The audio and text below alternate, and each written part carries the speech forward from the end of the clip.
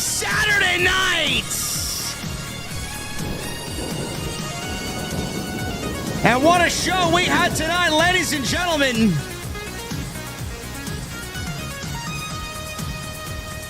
I tell you what, man, a trip back into the time machine every 4 times a year. That's a recipe for a lot of happiness, man. I felt a lot of happiness watching tonight's show. The throwbacks, the old music, the old graphics. Jesse the Body. And Kevin Owens. Man, we got a lot to say about Kevin Owens. We're going to talk about the good, the bad, and the nostalgia from tonight. And if you get testy with me, I am not going to hesitate getting you the hell out of here, man. I'm in a good mood. I'm ready for an old-fashioned. We are live on a Saturday night. And I want to know, what the fuck are you guys drinking? I'll see you over there.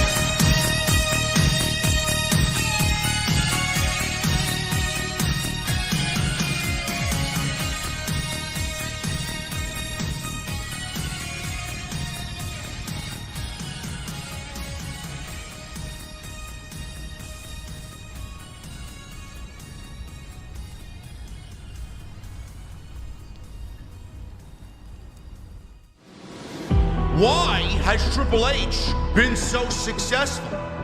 Why is Triple H running WWE better than Vince McMahon and Bruce Pritchard on Monday and Friday night? Long-term booking.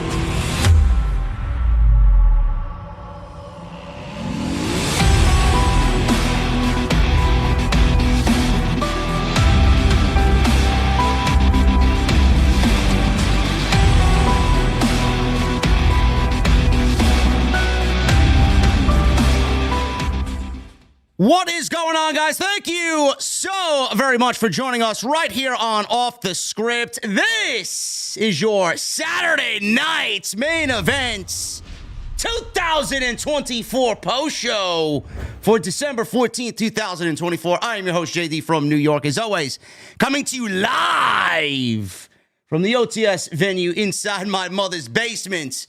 Thank you guys very much for joining me on your Saturday evenings, wherever you may be, man. Saturday night's main event tonight. We took a trip back into the time machine tonight. I was looking forward to this show more than I was the last few WWE PLEs. And WWE, on every single account, on every single aspect, delivered on the presentation of the show. I thought they did a phenomenal job of really bringing it back to how it felt back when I was a youngster, back when I was a young Warrior fanatic, because I wasn't a Hulkamaniac. I thought everything felt great tonight. I thought everything was great. The show wasn't perfect, though. It was a fun show. Don't get me wrong. It was a fun show. I enjoyed myself over 2 hours. The show flowed great. It wasn't a perfect show by any stretch of the imagination. And it's not because WWE had anything wrong with the in-ring action. Everybody was there. Everybody was there. Everybody that was supposed to be there was there. It felt big. It felt like it was a PLE right before we get to that Netflix show on January 6th. As far as everything is the presentation and the feel and the crowd, the energy, Jesse Ventura being there, everything that you come to know and expect from a WWE show as far as the presentation, they nailed it. But every single time, man, especially on a show that has commercials, especially something like this, where it's going to fill in those gaps for a special show where there's sometimes going to be a PLE to follow, sometimes in this month where there is no PLE. This is considered the PLE for December. Way too many commercials, man. I don't know what it is. I was going back and forth with Jesse on text. He was doing a live reaction show on his YouTube channel, and he texted me. He's like, bro, this is like fucking ridiculous with all the amount of commercials that we're getting. And I said, I know, man, it's bad. It is very bad. WWE has fallen into a trap. They've fallen into this comfort zone where it is the same thing every single show that you watch. It doesn't matter what it is. A show like tonight, Monday Night Raw, Friday Night SmackDown. They do a lot of presentation as far as the entrances and the theme music and getting the fans involved. Presentation is first and foremost with this company. And then you get the commentators. They go over everything. And then you get something before the match with video packages and highlights and setup and all this stuff, which I appreciate. I do. I'm never going to shit on that type of thing. But then we get to the entrance. We get to the theme music. We get to the ring introductions. Then the bell rings. And 90 seconds into the fucking match, we get a commercial break. It's like, man, I just want to watch some fucking pro wrestling, man. We watch these stories play out on a week-to-week basis. And then we get the hype. We get the full package. We get the presentation. We got the energy. Everything is flowing the way that it needs to be.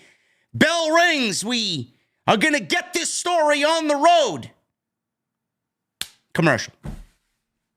90 seconds in, commercial. And then by the time we get back from the commercial, it's 3 or 4 minutes. And then they don't really leave you much time for the pro wrestling. We get 3 or 4 minutes of commercial, and then we get 6 or 7 minutes tops of in-ring action.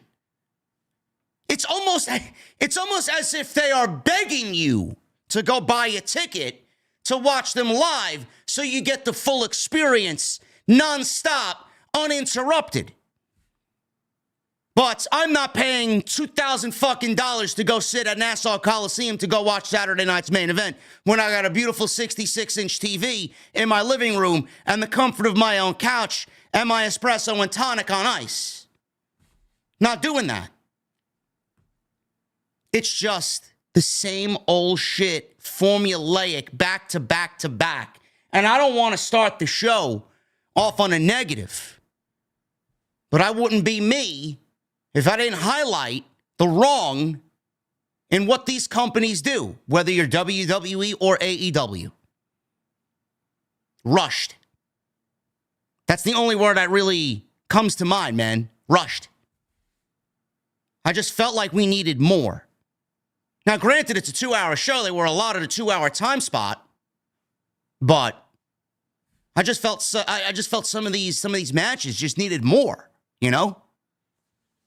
Maybe that's what they're going for. I don't know. Maybe they just want more. They want you wanting more, and they're only going to give you a little appetizer.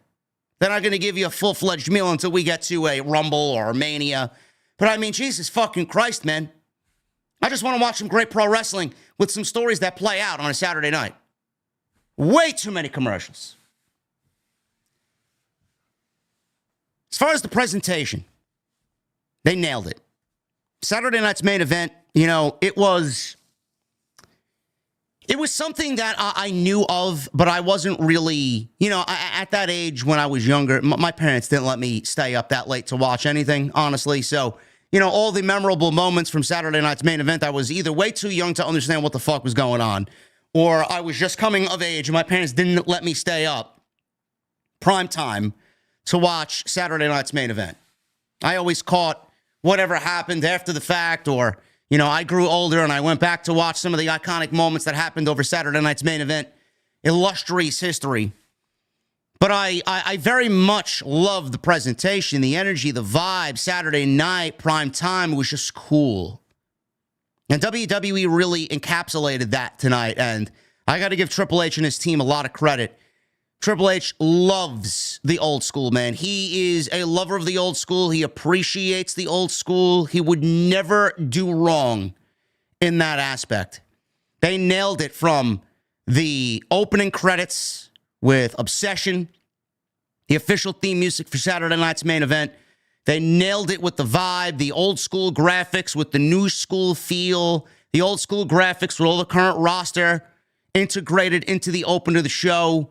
Joe Tessitore and Jesse the Body Ventura standing in front of the old school podium, facing the camera off the side of the stage, with Joe Tess wearing a red bow tie and Jesse Ventura coming on out wearing 5 feathered boas. Yes, 5. His signature sunglasses and his snakeskin vest. And he sounded fucking great, man. The most interesting aspect coming into this show was how they were going to integrate the voice of Jesse Ventura, man. And he did not disappoint. And I'm glad that he's on for every Saturday night's main event moving forward, as long as he can do it. As long as they can pay him, honestly. But as long as he can do it. He was great tonight. Not only in the open with Joe Tess, but he was great in the main event where he sat alongside the returning Pat McAfee and Michael Cole as a color commentator, man. He was ripping Cody Rhodes, man.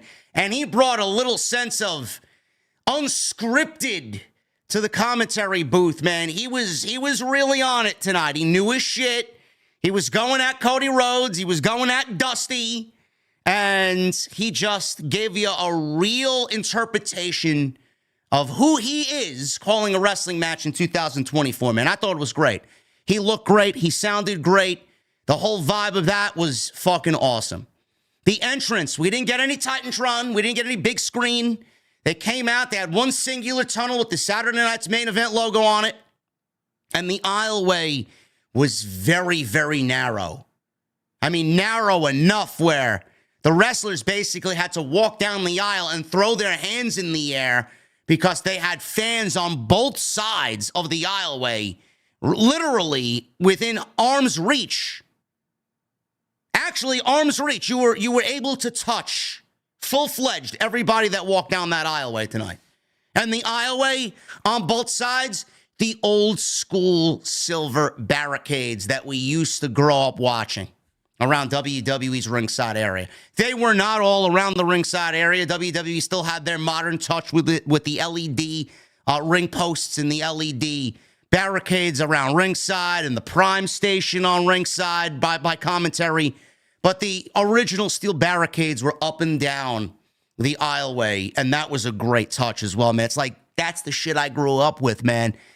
It's not going to be a norm, but I think it's great for 4 times a year, man. The referees, they wore the signature baby blue referee shirts as they did in the 80s and 90s before they went pinstriped with the bow ties. Excellent touch.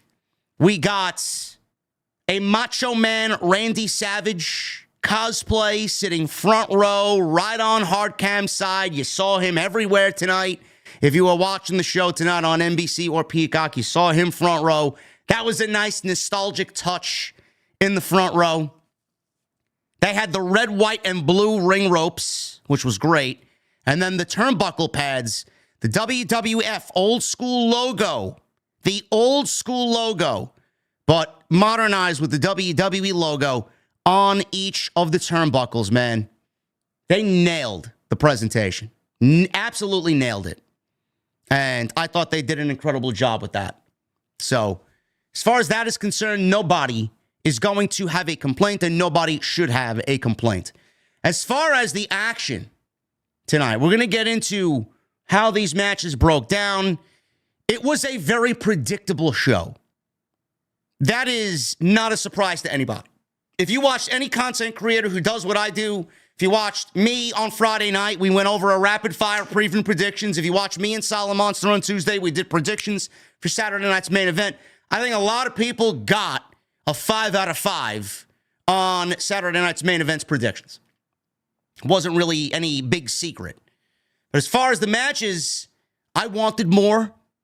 They were fine for what they were, a televised pro wrestling event on Saturday night in prime time. I wanted more. I wanted more wrestling, less commercials, which is going to be very interesting to see how WWE does this shit on Netflix.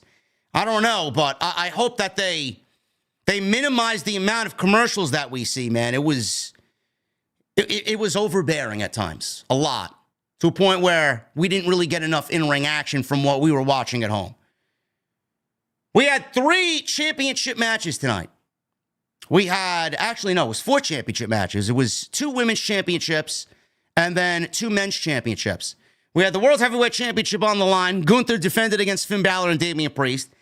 Kevin Owens challenged Cody Rhodes for the WWF Championship, because I say F because Cody Rhodes brought out the iconic Winged Eagle Championship belt. And my God, man, it brought a tear to my eye looking at that.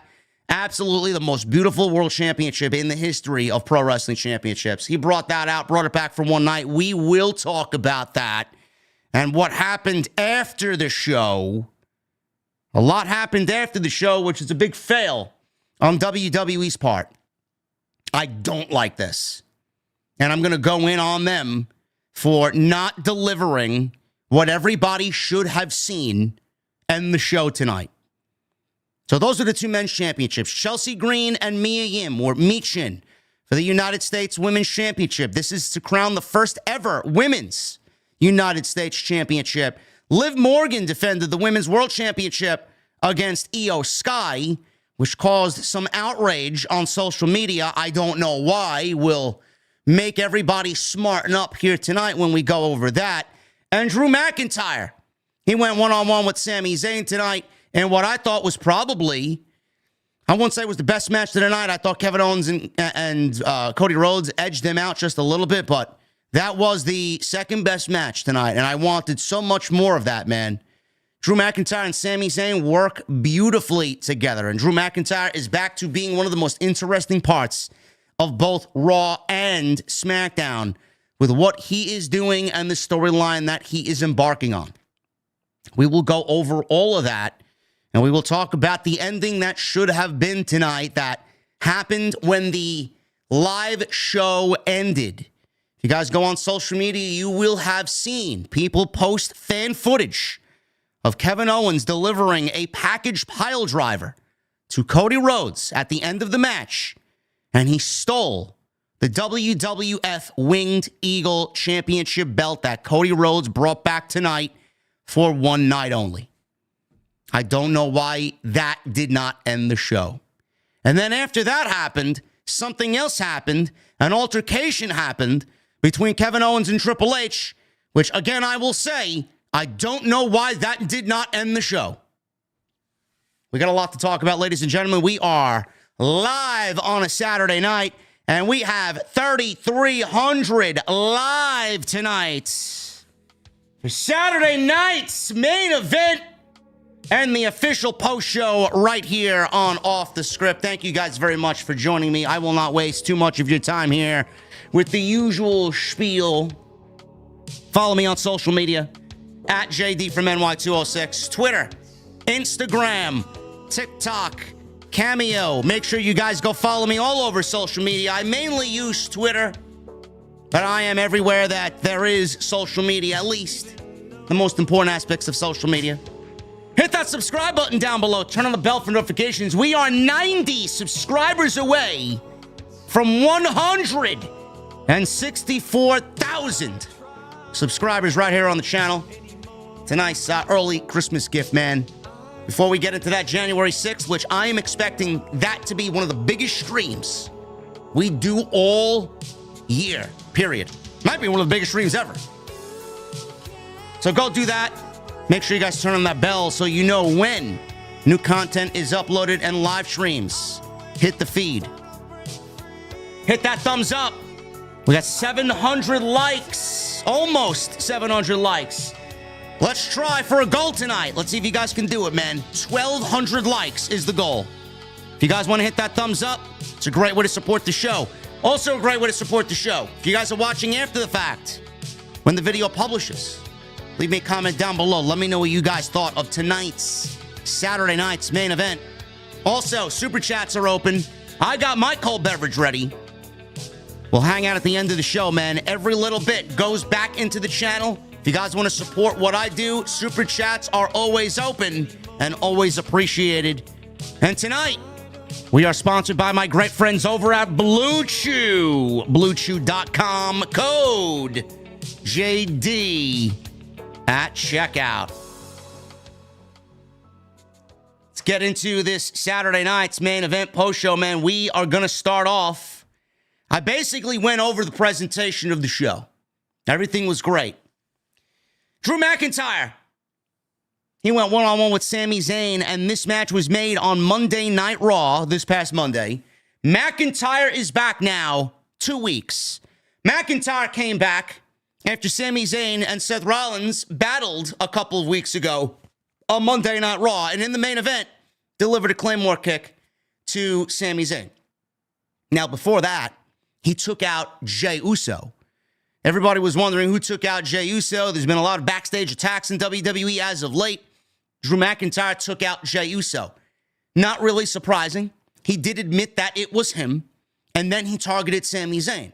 Now, if you want to go on the detective trail, Sami Zayn and Jey Uso are part of the Bloodline. Jey Uso is Bloodline by family, and Sami Zayn is an honorary Us by family. They were in the War Games match side by side with Roman Reigns. So you see a pattern here. He did the same thing on Monday.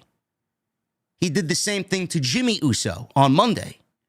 He took out Sami, took out Jey, took out Jimmy, and now took out Sami again tonight because there was no way Drew McIntyre was losing his first match back in WWE since Hell in the Cell at Bad Blood with CM Punk. This was a very good match. In fact, it was so good, I wanted more. Absolutely on fire, the crowd was. They wanted more. They were invested. This is what happens when you got two characters who people are solely behind. Two people here that the characters jump off the screen and the fans, the crowd, is invested in emotionally. They want to know what Drew McIntyre is going to do next. They want to know what his motives are. They want to know who he's going to attack next. Sami Zayn is Sami Zayn. If you don't like Sami Zayn, then you got a fucking problem. At that point, I don't even think you're a human being. Sami's great in everything he does. I wanted more.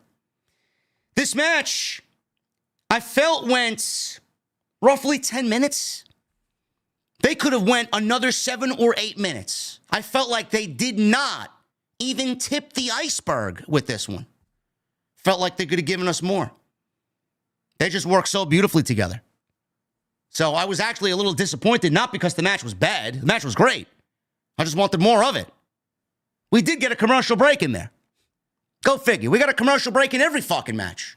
I don't know why we need a commercial break in every single match. I don't.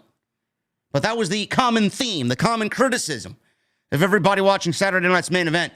Sami Zayn went right after Drew McIntyre.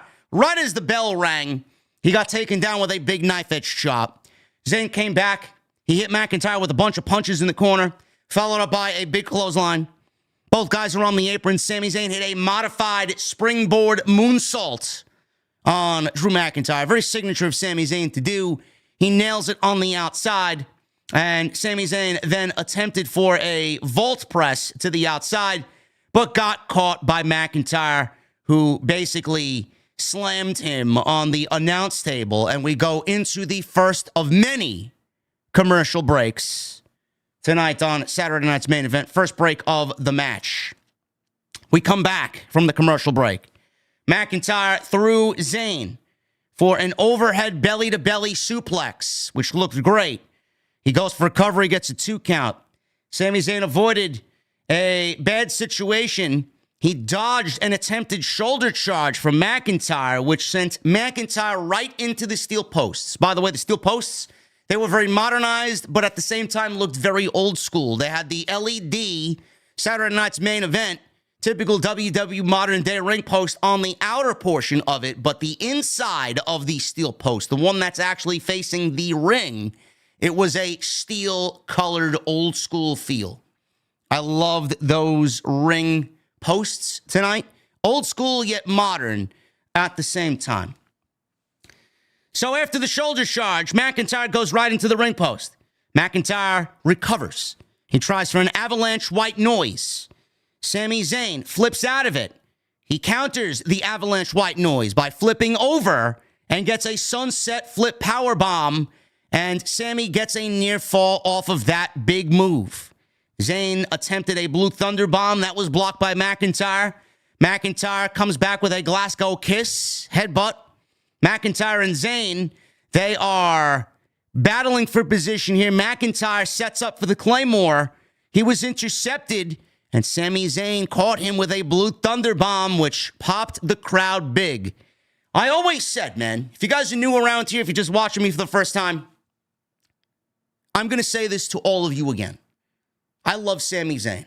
I wish he would flip-flop his signature and finishing move. I wish his signature move would be the Helluva Kick, and I wish his finishing move would be the Blue Thunder Bomb.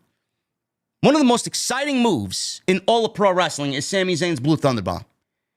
I don't think there is many moves I could think of off the top of my head that just get people so amped up for a win than the Blue Thunder Bomb. It pops every crowd, every single time, no matter who he does it to. It's a fucking great move. Love it. He got a very close near fall off the Blue Thunder Bomb. McIntyre rolled out to avoid a Helluva Kick. Sami Zayn chased him to the outside, only to be met by a surprise Claymore when he entered the ring, which, I mean, it was a little anticlimactic, and it made Sami Zayn look like a dope. Made him look like an amateur, but that's the way they ended the match. 1, 2, 3, Claymore. You knew once he hit it, it was over. Sami Zayn was not kicking out. There weren't going to be multiple Claymore kicks. They are selling the Claymore kick as fucking death to whoever takes it. And Drew McIntyre wins the opening match on Saturday night's main event. One hell of an open. I thought it was a great open. I just wish there was more of it.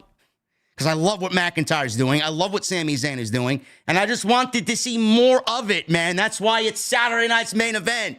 These guys could have went 15, 16 minutes and it would have been a fucking banger. It was on its way to being a banger. But we just wanted more of it. Great match, though, and a great way to open the show. Crowd was hot for it. They loved everything that these guys did. And it was a great open to Saturday night's main event. Drew McIntyre. He posted a little clip of himself during the show on social media. I actually retweeted it on my end if you guys want to go check it out.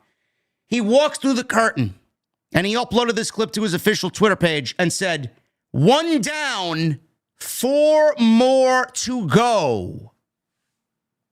Now, I don't know what that means, but if you guys have been paying attention, I just mentioned it before. Drew McIntyre took out Jey Uso in a sneak attack backstage 2 weeks ago on Monday Night Raw. He beat Sami Zayn tonight, Claymored Sami Zayn on Monday a week ago, and we got the match made tonight, which he beat Sami Zayn 1, 2, 3, clean as a whistle on the ring with the Claymore kick. Showed up on Friday. Legitimately, this past Friday, Claymore kicked Jimmy Uso. So he took out Sami Zayn by pinfall. 1 down, 4 to go. He's obviously eyeing the Bloodline. And Drew McIntyre is not letting the Bloodline situation get away from him. He is still hell-bent on getting revenge on Drew McIntyre, on the Bloodline is Drew McIntyre, because of what they did to him and what Roman Reigns has done to him throughout the years. If you want to go back a couple of years to Clash of the Castle, he got fucked over. Should have been his crowning moment. CM Punk took that away from him too. He's looking for revenge for that as well. He's not going to stop. Why would he want to stop? Well, because he lost Hell in a Cell. That guy ain't going to stop. He's going to be out for blood, and he's not going to stop until he gets it. He is targeting the Bloodline. What that means for WrestleMania season, I don't know. What that means for January 6th, I don't know. Could Drew McIntyre get involved in the Roman Reigns and Solo Sikoa match? Because he's on Monday Night Raw. Roman's going to be there. Solo's going to be there. The Ula Fala is going to be on the line. Is Drew McIntyre going to cost Roman Reigns the Ula Fala? Primed and ready to sneak attack the tribal chief on Monday night. I don't know. Who knows what he's going to do? That's what makes Drew McIntyre so great. He is unpredictable. You don't know where he's going to show up. You don't know where that Claymore is going to come, and you don't know who he's going to attack next. But what that means is not only is he targeting Roman, he's obviously targeting the Usos. 1 down, 4 to go. That means that CM Punk is still going to be a bullseye for Drew McIntyre. Well, because he lost and they are both going on to different things right now, doesn't mean that Drew McIntyre is not going to continue to want revenge on CM Punk. Now, he did mention on Monday night, at least Punk, he bribed his way into a spot. He got something out of it. The other guys did not. Anybody that teams with Roman, you're asking for a death wish. And all of the same guys that we see week in and week out who mention Roman Reigns and have a problem with Roman Reigns, they all have similar stories. Kevin Owens. He hates Cody Rhodes because of what he did at Bad Blood when he teamed with Roman Reigns against Jacob Fatu and Solo Sikoa. He does not like Cody at all. Seth Rollins has a problem with CM Punk. He has a problem with CM Punk because CM Punk is back, number one, and then Punk wanted to be the bigger guy. Who does he think he is, teaming with Roman Reigns? Seth Rollins said, under no circumstances would I team with Roman Reigns. Now, Drew McIntyre's got a problem with Roman Reigns and the Bloodline, and he's seemingly targeting the Bloodline. So we got Seth Rollins, Kevin Owens, and Drew McIntyre. Are we looking at a collective force coming together at some point to battle the Bloodline? I don't know. It's very interesting, man. These three men have the same agenda. I wonder if they will all cross paths eventually and use their common hatred for good. I don't know. We'll see. I thought this was great. And I'm looking forward to Drew McIntyre and whatever he does next, man. What's next? I don't know. Took out Sami Zayn. Does he go after Jay? Does he go after Jimmy? Like I said, does he show up on January 6th and fuck over Roman Reigns and keep Solo Sikoa as the tribal chief of WWE? It's going to be a very, very interesting next 3 weeks. Tito Santana, Rich Herring, and Jimmy Hart were all at ringside in the crowd enjoying the show. WWE invited some legends to share in the throwback that was Saturday night's main event. Jimmy Hart is 80 years old. And Jimmy Hart looks like he hasn't aged a fucking day. He looks great. I wish we could all be Jimmy Hart. Honestly, he looks great. So does Tito Santana. Loved Tito Santana. Bobby the Brain Heenan's call of Tito Santana. If you guys want to go, and watch some classic commentary, man, just throw on WrestleMania 8 and watch Tito Santana and Shawn Michaels in the opening match of WrestleMania 8, man. You want to hear fucking some grade A, cannot be topped color commentary by Bobby the Brain Heenan? That's the match for you. Love it. Great throwback.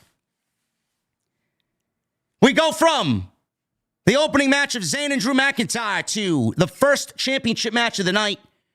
Liv Morgan defends the Women's World Championship against IYO SKY, who won a battle royal in Saudi Arabia when they filmed Monday Night Raw there after Crown Jewel. And she's finally cashing in that championship match tonight at Saturday night's main event. Was this a bad match? The answer is no, it wasn't a bad match. I could tell you what a bad match is. This is not a bad match. I think, and I could speak for a lot of people, I think Liv Morgan suffers from the same thing every single time she goes out there. Not to say that she's bad. I think Liv Morgan is when she wants to be, and depending on who she wants to work with, who she works with, is very good. I just think Liv Morgan's offense, sometimes, on some nights, doesn't show up to work. What I mean by that is, it's not impactful. This is just from what I watch. This is my POV. You guys may think differently. You might not like Liv Morgan at all and think she's fucking terrible. I don't know. Or you think I'm wrong and you think she's a good wrestler and she's the complete package. I think she's fine. I think this is the best run of her career. This is the one moment where her character just broke out. The best character work, the best run of her career. This is a career year for Liv Morgan. Can't take that away from her. But sometimes she gets in there, man, and I just feel like it's all fluff. It's just not impactful. I don't know what it is. Maybe it's just what she does. I don't know, but it's seemingly a common issue every single time I watch her wrestle. Now, we know IYO is impactful, but Liv Morgan did not live up to that impactful in-ring aspect like IYO SKY did. Just my POV. I don't know. There wasn't any real story to this. This was basically a stopgap from where WWE wants to go with the Women's Championship. And I will get into all that in a second because there were a lot of people on social media that were upset that IYO SKY did not win the Women's Championship tonight. Here's a fucking spoiler for you guys, man. IYO SKY was never meant to win the Women's Championship. I don't really understand why everybody is so bent out of shape of Liv Morgan beating IYO SKY. I even seen some people saying that IYO got buried tonight. IYO didn't get buried. IYO didn't get squashed in any aspect. Now, is it unbelievable that IYO lost to Liv Morgan? Yes. If you want to look at that head on, sure. On no fucking planet is IYO going to lose to Liv Morgan in a pro wrestling match, man. But it's not the end of the world like some people think it is here. Bell rings. IYO and Liv start off, and they go right to the apron. Morgan attempted for a powerbomb to the outside, was blocked by IYO. We got a IYO signature apron moonsault. Springboard moonsault off the second rope, and like the first match, 90 seconds into a commercial break. Can we get some actual in-ring action first before we get to a commercial break? We come back from the break. IYO and Morgan, very even keel. IYO, she's gaining some momentum. She ran across the ring, landed a suicide dive to the outside on Liv Morgan, looked very good. IYO's got a very good-looking suicide dive. She don't give a shit about what she does, man. She just throws all of her body at whoever she's aiming for. Double-footed springboard dropkick by IYO. And that is a signature of IYO as well. She goes for a cover. She gets a near fall. So right now, she's got the best of Liv Morgan. Morgan avoided Sky's bullet train and hit her with a backstabber. IYO, she comes back. She gets the advantage with 3 consecutive roll-through German suplexes. Morgan managed to kick out at a 2 count on the 3rd one. So again, IYO is still majority in control of the championship match. Liv Morgan comes back with an enziguri, and she is met by a crossface from IYO that is easily broken. Liv Morgan got out of it. Morgan failed to escape the bullet train, which eventually IYO hit her with the bullet train, meaning, what is the bullet train? Those double knees, the Meteora in the corner. Somewhere Mercedes Moné is very jealous that IYO does a better Meteora than her. So we got the bullet train by IYO. Moonsault by IYO, blocked by double feet from Liv Morgan. Oblivion, which looked fucking sloppy, and that was enough for the win. And Liv Morgan successfully defends her women's championship against IYO SKY. Now, IYO got the majority of the offense in that match. And I really felt like the match didn't really ever get into the next gear. I just felt like it was thrown on TV to be a stopgap for what is to come, and that is Rhea Ripley. Let me start with IYO here first. I know a lot of people are upset that IYO did not win the championship. IYO did not beat Liv Morgan. I understand it.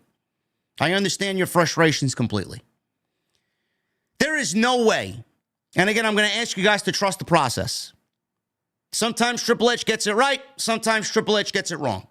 I don't think he's going to get it wrong with IYO SKY. He's gotten it wrong with others before. In this current state of WWE, he's gotten it wrong with Andrade. He's gotten it wrong with Carmelo Hayes. He's gotten it wrong with Chad Gable. Those are 3 guys right now that should be further along than they really are. Some things he's gotten right. The way he's booked Gunther. The way he's booked Braun Breaker. The way he's booked Sheamus. The way he has seemingly brought Nakamura back to life all of a sudden. The way he's booked Kevin Owens. The way he's booked Randy Orton. And the way he has booked IYO SKY. Trust the process. IYO SKY is not buried. IYO SKY is not squashed. It did not look good when she had 80% majority offense in this match and lost to a fucking terrible-looking Oblivion. I mean, I understand people's frustrations, but I'm also asking you guys to calm the fuck down. Triple H hears the reactions that IYO is getting. Triple H understands that IYO is gaining more momentum week by week by week, though I don't really understand what a loss like this does to IYO. A lot of people think that this loss derails IYO and there's no coming back from it. It does nothing. IYO will wake up tomorrow. She will go to Monday night in Boston on Raw, and she will be just as over as she was before coming into this match. Everything will be fine. The optics of it don't look good. But again, trust the process. Liv Morgan was always meant to win. Liv Morgan was always meant to be the world champion. They only did this because of the unpredictable nature of Rhea Ripley's orbital injury. They needed something in the interim. Rhea Ripley comes back quicker than WWE anticipated. We have this match. We didn't know if we were getting Rhea Ripley back. People were saying she could be out 2 to 3 months. That means she would have missed Survivor Series. That means she would have missed this show tonight. That means she would have missed January 6th. So if everybody getting upset about what happened here tonight, why are you angry? Why are you angry for WWE sticking to their original plan? The original plan was Rhea Ripley taking the championship from Liv Morgan.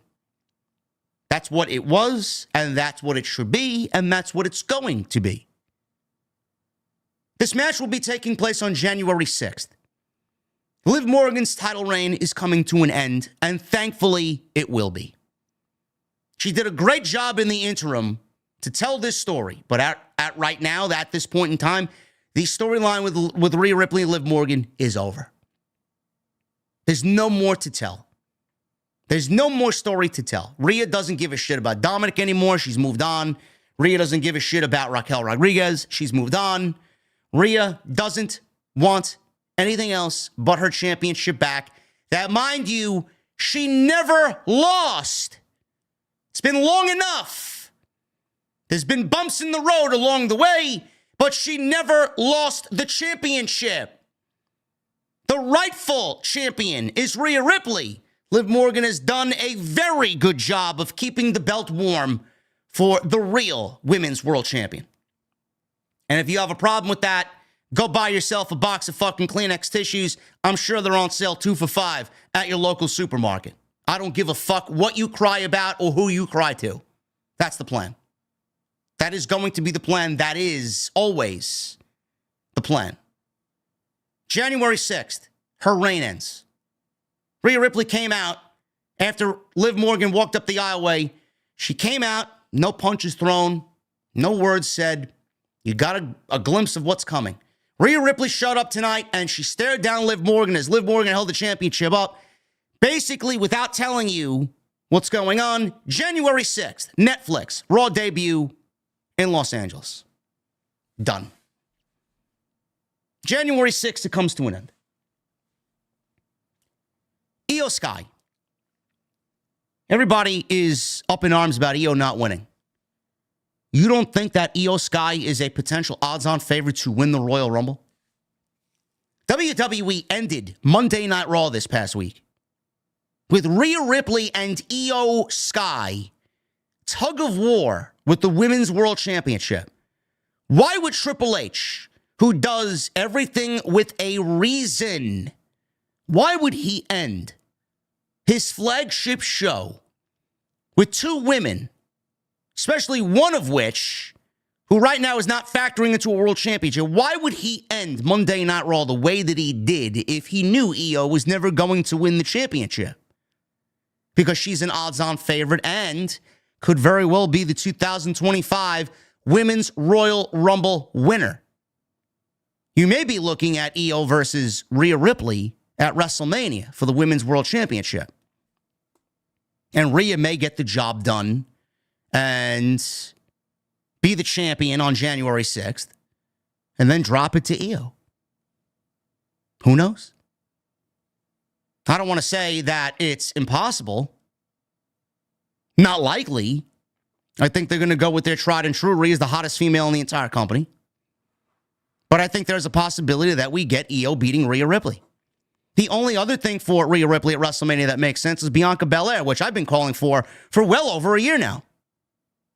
I called it back when we saw them both in the WWE 2K24 trailer together. WWE did some foreshadowing with that one. Does Bianca win the Royal Rumble? Does Bianca win the Elimination Chamber? Does Jade Cargill come back? I don't know. Don't know what the plans are. But for everybody to write off IYO from winning the Royal Rumble, man, you guys are fucking absolutely out of your mind. IYO should absolutely be in everyone's, at least top 3, favorite to win the Royal Rumble. No doubt about it. And if it happens, good for her. How many times have we wanted IYO to break out on her own? You start to see it happening. You start to feel it happening. It is happening right before your very eyes. Trust the process, man. Trust the process. Liv Morgan will be dropping that title on January 6th. I'm sorry to be the bearer of bad news. You Liv Morgan stands, you should be more concerned about what she's going to be doing at WrestleMania, because right now, there isn't a clear path for Liv Morgan going into WrestleMania. Triple threat match. Gunther, the world's heavyweight champion, defended against Finn Bálor and Damian Priest. This was fun. I enjoyed this a lot.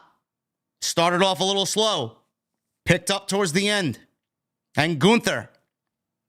The story with Gunther coming into this thing was that he was suffering from a very bad case of being down on himself, man. He had no self-confidence. No self-confidence whatsoever, and it stems from that scumbag, Cody Rhodes. All due to Cody Rhodes. Him losing to Cody Rhodes in Saudi Arabia at Crown Jewel to crown the first ever men's Crown Jewel champion. Gunther did not get the job done after vehemently telling Cody he will do anything to make him the secondary champion in WWE. Gunther was humbled by Cody Rhodes. And he ended up actually shaking Cody Rhodes' hand at the end of the match. He had some self-confidence problems coming into this thing. He could not bring himself to be the old Gunther when he stood face-to-face with Damian Priest. He felt like he could not beat Damian Priest. Damian Priest was coming into this the confident one. The roles were reversed going into SummerSlam, where Gunther was coming off a nice string of momentum. He won King of the Ring. Damian Priest was dealing with the internal problems of the Judgment Day. He got turned on by Finn Bálor earlier in the night.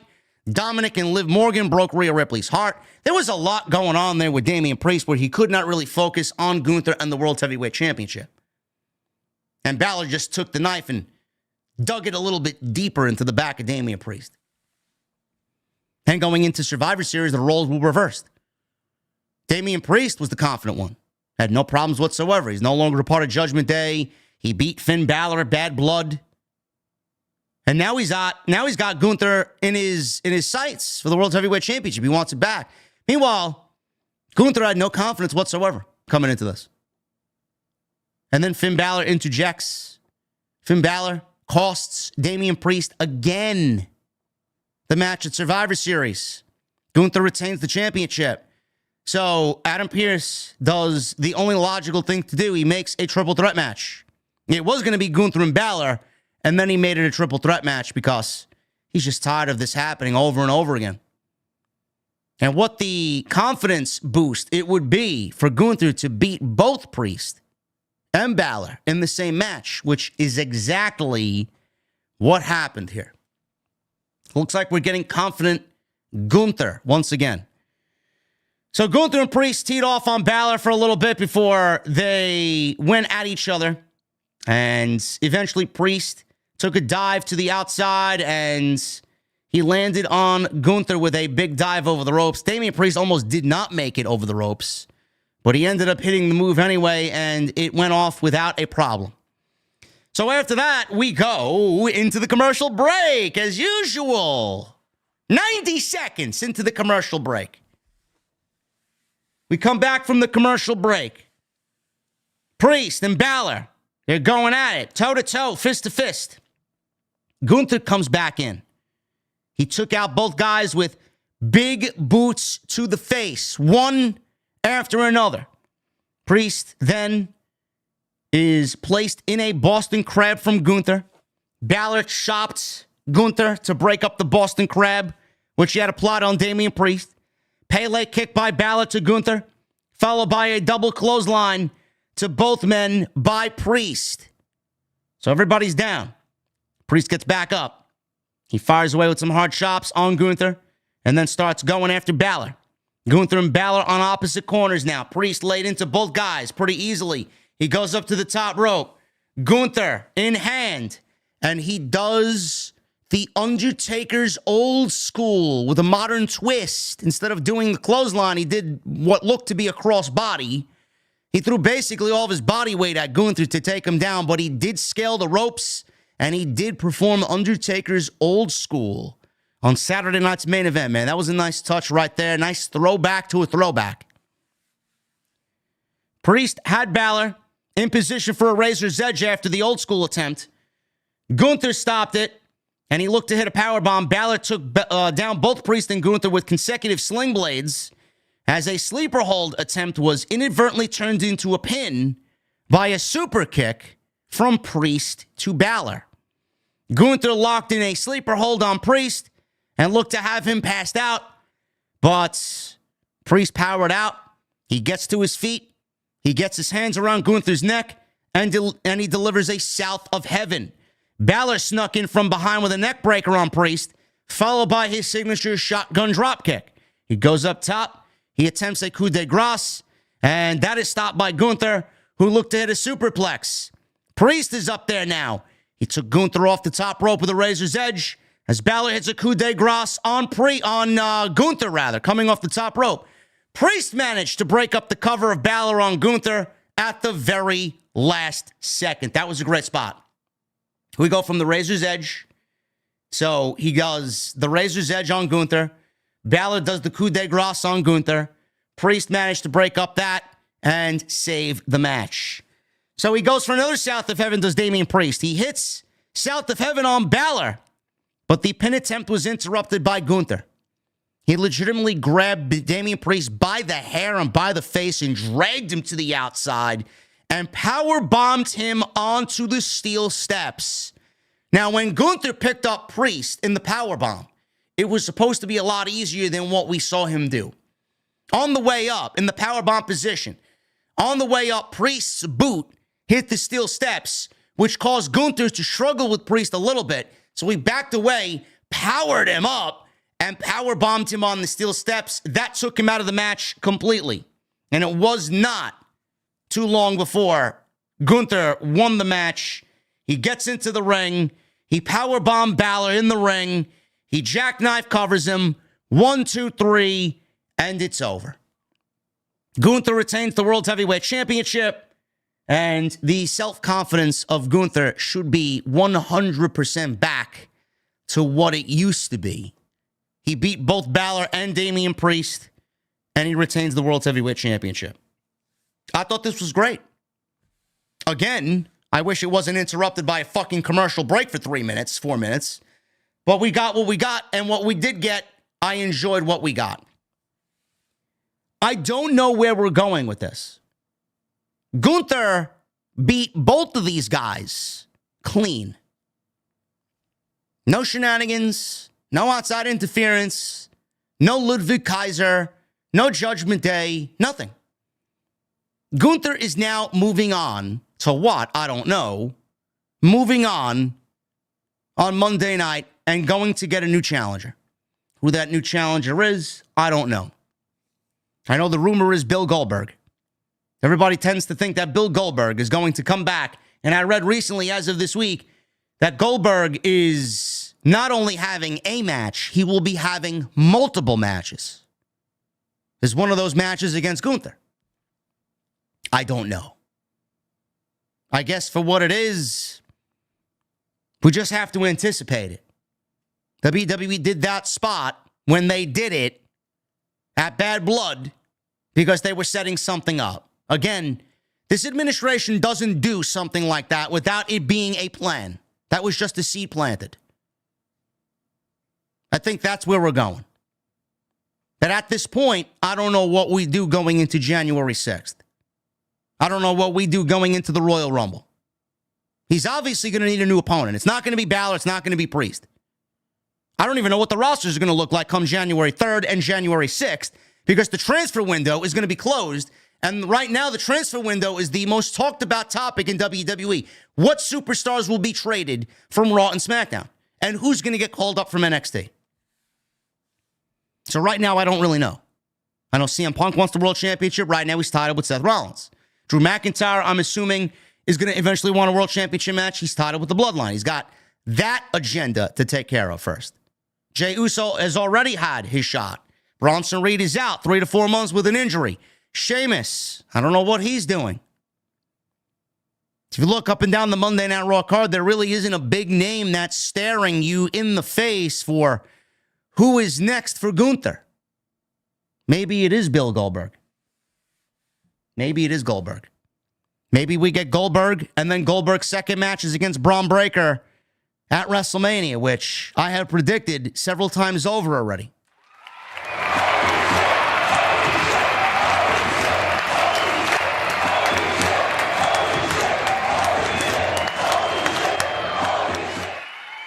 Oh, my goodness. Angel Alaga with a $100 super chat.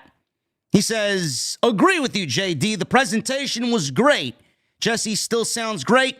And Jimmy Hart ages backwards. Angel.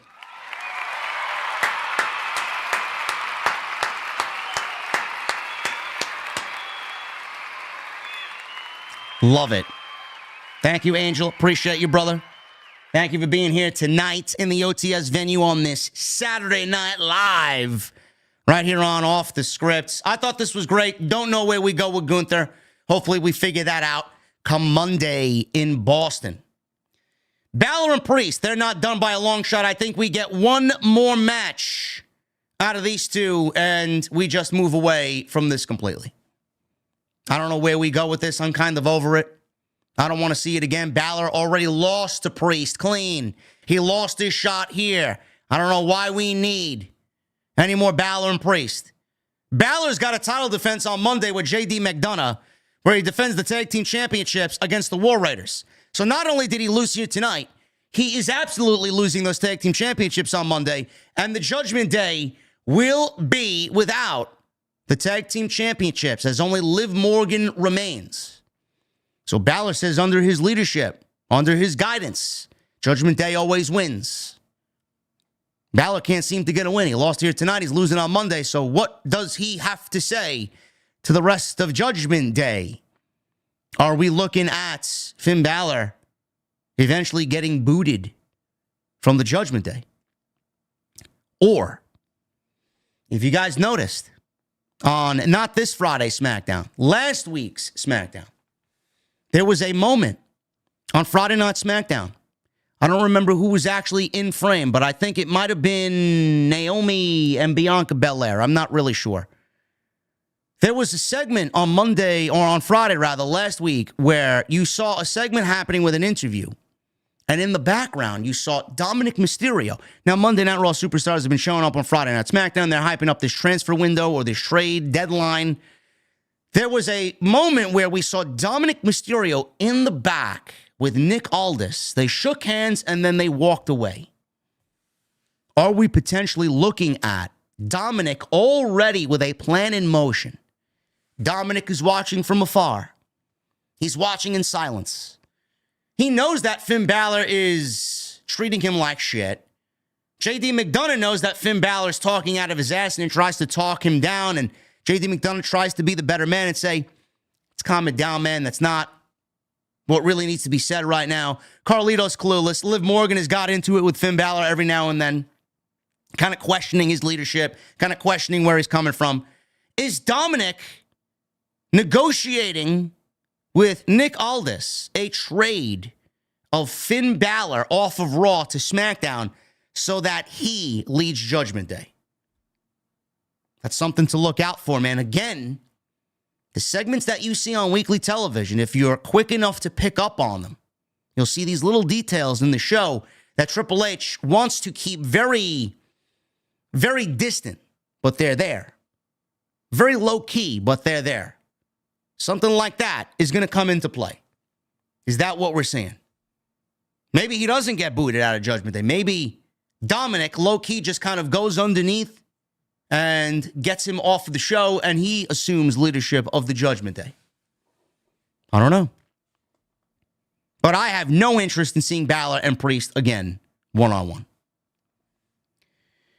We went back to Jesse Ventura and Joe Tessitore for their thoughts on the matches that we've seen so far tonight. He wasn't wearing his boas, the feathered boas. The 5 feathered boas were taken off. He had his snakeskin vest on and his sunglasses.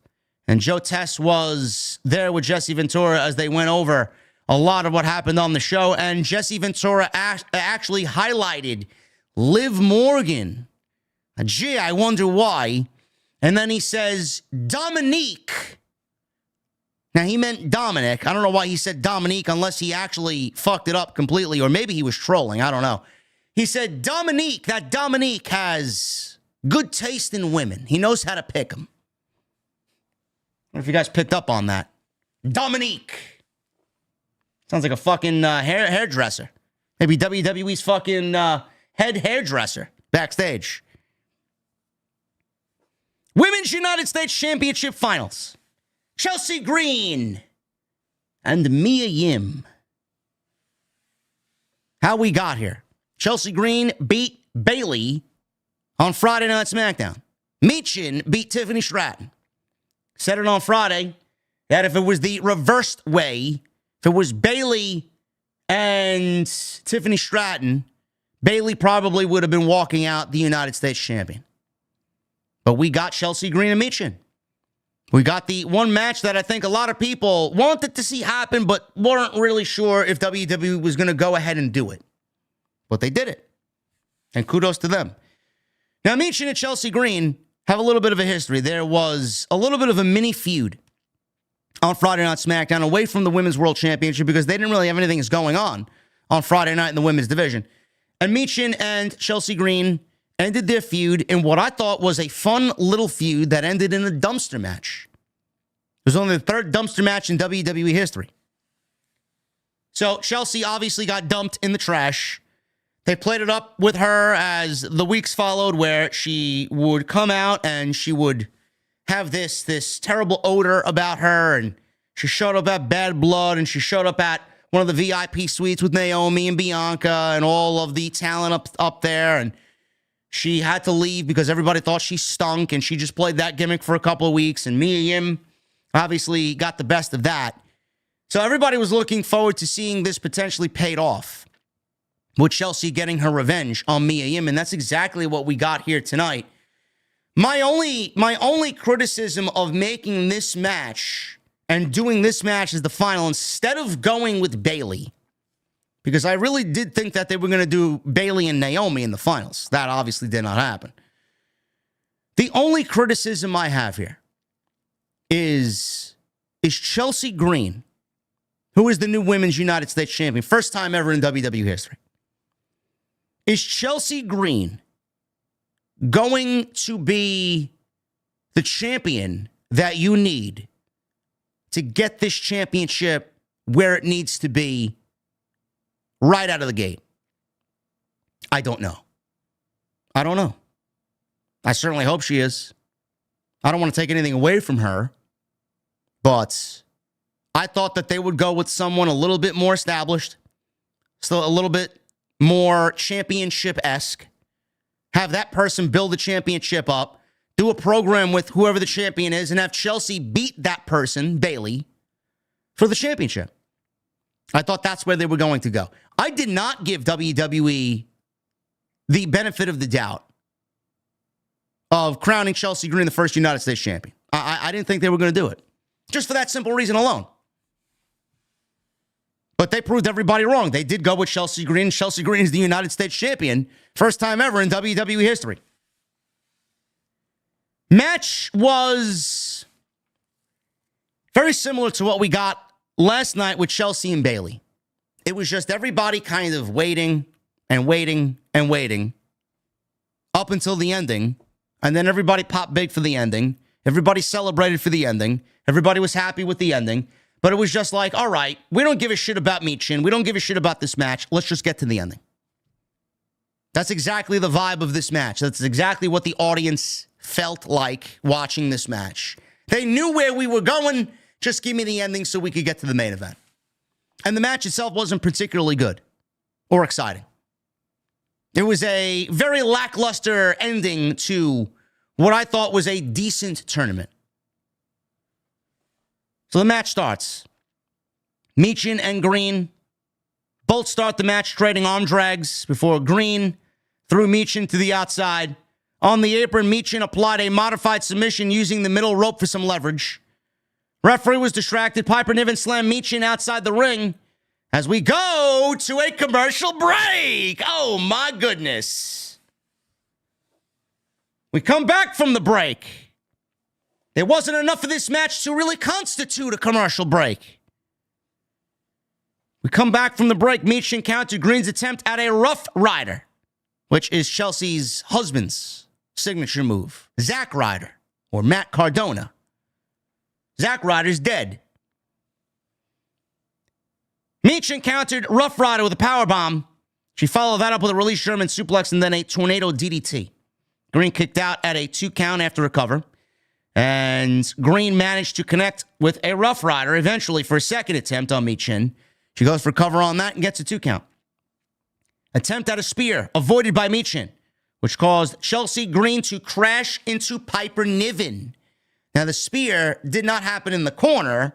The spear happened while Michin was on the ropes or near the ropes. Chelsea dove at Michin for the spear and dove through the ropes and dove on top of Piper Niven.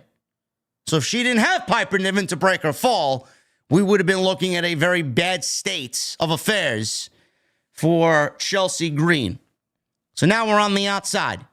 Michin took out Niven with eat defeat. In the ring, Michin managed to hit a very sloppy-looking eat defeat on Chelsea Green. And she rolls into a cover, and Chelsea gets her foot on the bottom rope. Michin was momentarily distracted by Piper Niven, who got a drop kick for her troubles. On the corner, Green hit an amazing counter. I don't know what was going on here, but they were both on the top rope. Green flipped over right into an unprettier, off the top rope, back into the ring, in one fluid motion, hit her finish, unprettier, 1, 2, 3, and Chelsea Green is the new Women's United States Champion for the first time in WWE history. Again, my only problem is that WWE gave Chelsea Green the championship, which I had no problem with, but I have to question. Is Chelsea going to bring prestige to that championship that title needs? Right out of the gate. I don't know. But at the end of the day, Chelsea Green is the United States champion. Chelsea Green's body of work has been very good. She's gotten herself over with the fans. It's happened naturally. It's happened organically. Fans gravitate to her. She's played her character very well. Everything that the company has asked her to do, she's gone out there and done it. No questions asked. All of these things wrapped up into one Christmas present placed underneath the tree with a nice big bow on it. All of this wrapped up gives her the United States Championship. Hard work pays off.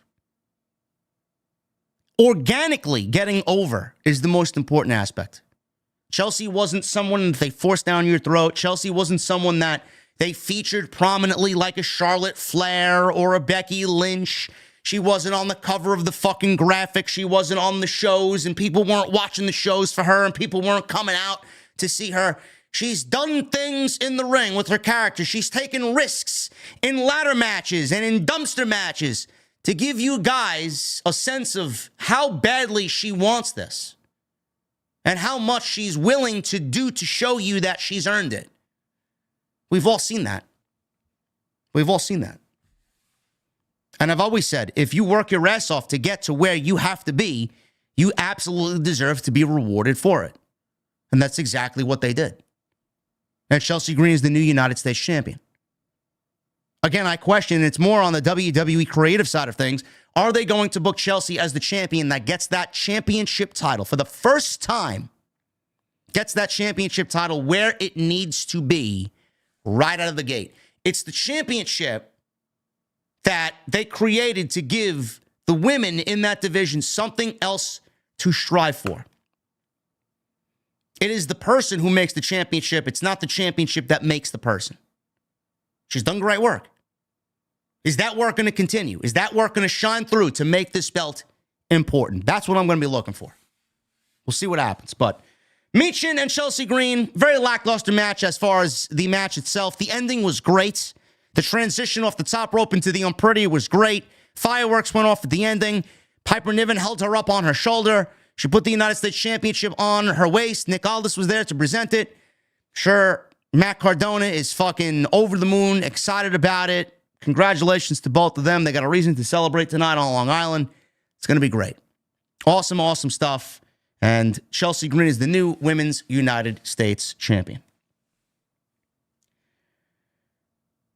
Coco Beware.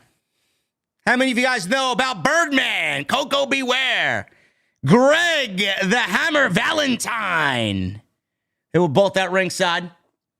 And they were shown in the crowd as we saw Jesse Ventura join Michael Cole and Pat McAfee for commentary because we got the main event coming up. Cody Rhodes defends the WWE Championship against Kevin Owens. And this is your main event of the return of Saturday night's main event.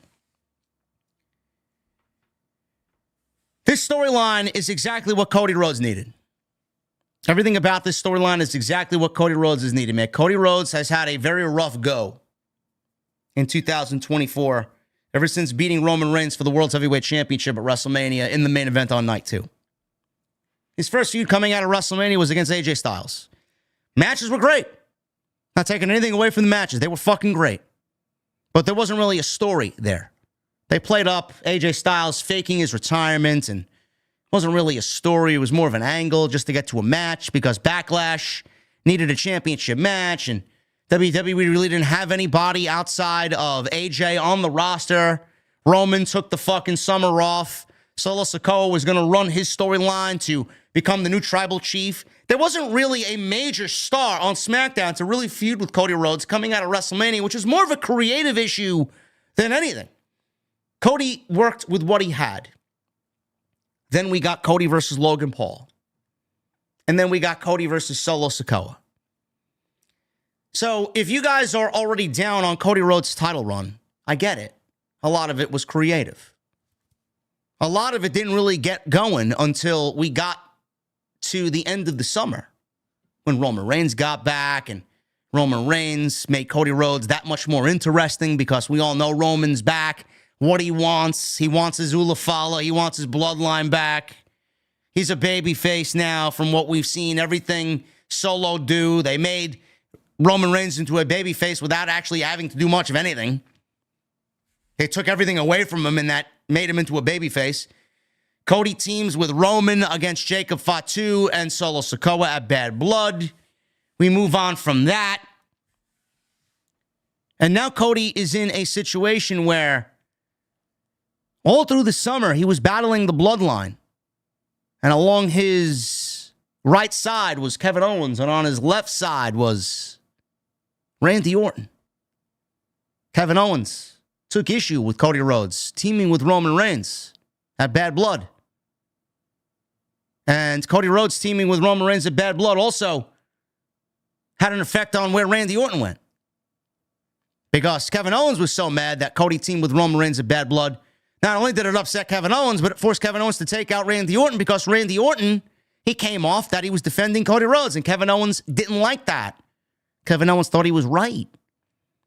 He didn't like that. Why would he be giving Cody the thumbs up after Kevin Owens spent 4 years trying to win back Friday Night SmackDown from Roman Reigns? He did not want all of his time and energy wasted all to see Cody Rhodes turn his back and team with the one guy who made his career and his life a living hell. Kevin Owens is right. Kevin Owens also took issue with Randy Orton because he felt like Randy Orton was siding with Cody Rhodes and the decision that he made. The whole thing here regarding Kevin Owens is right.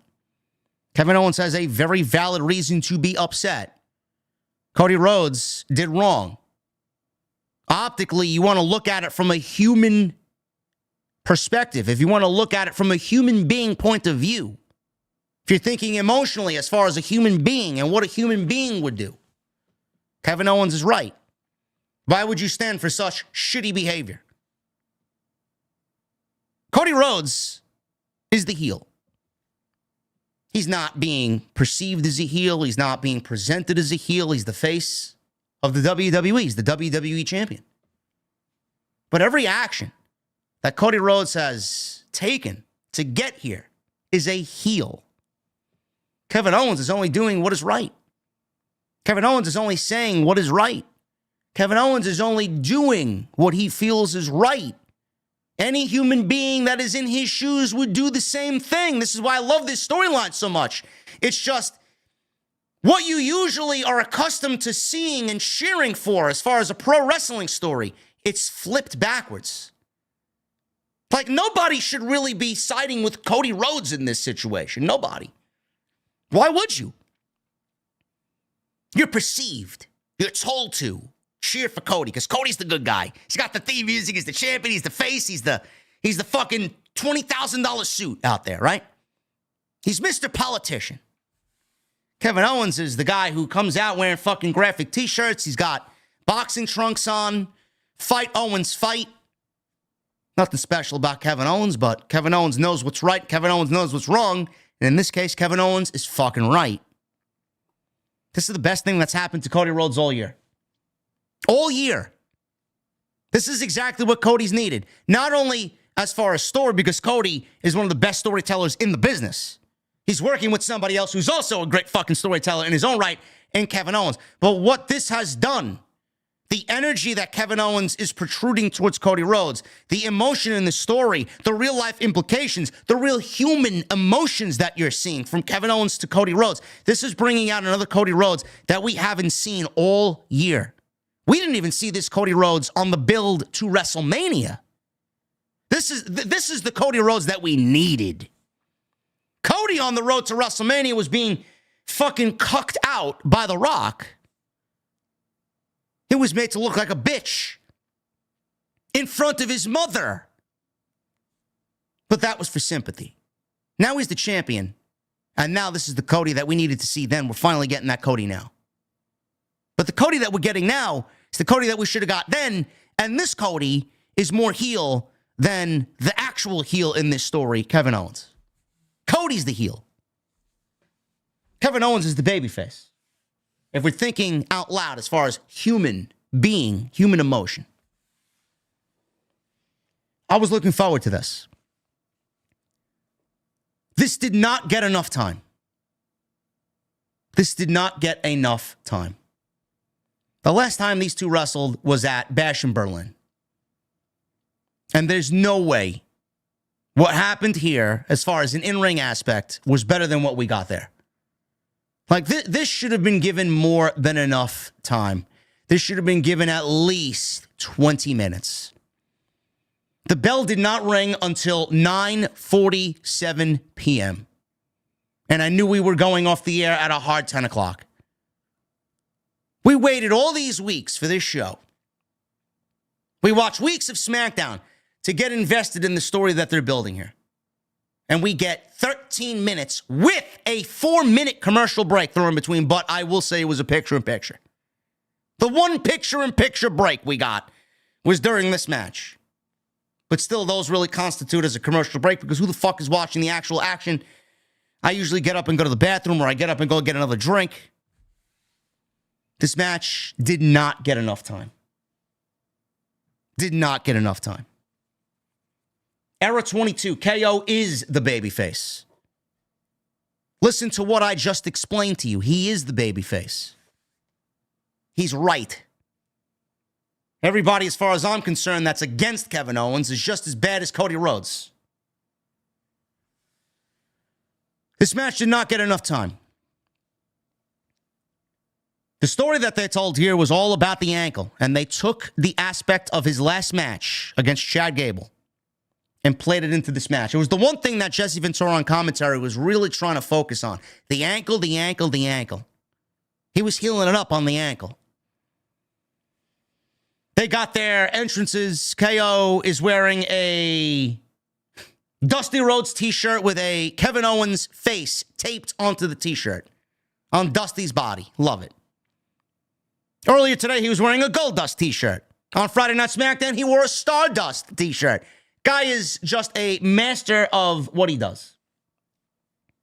Cody Rhodes comes out.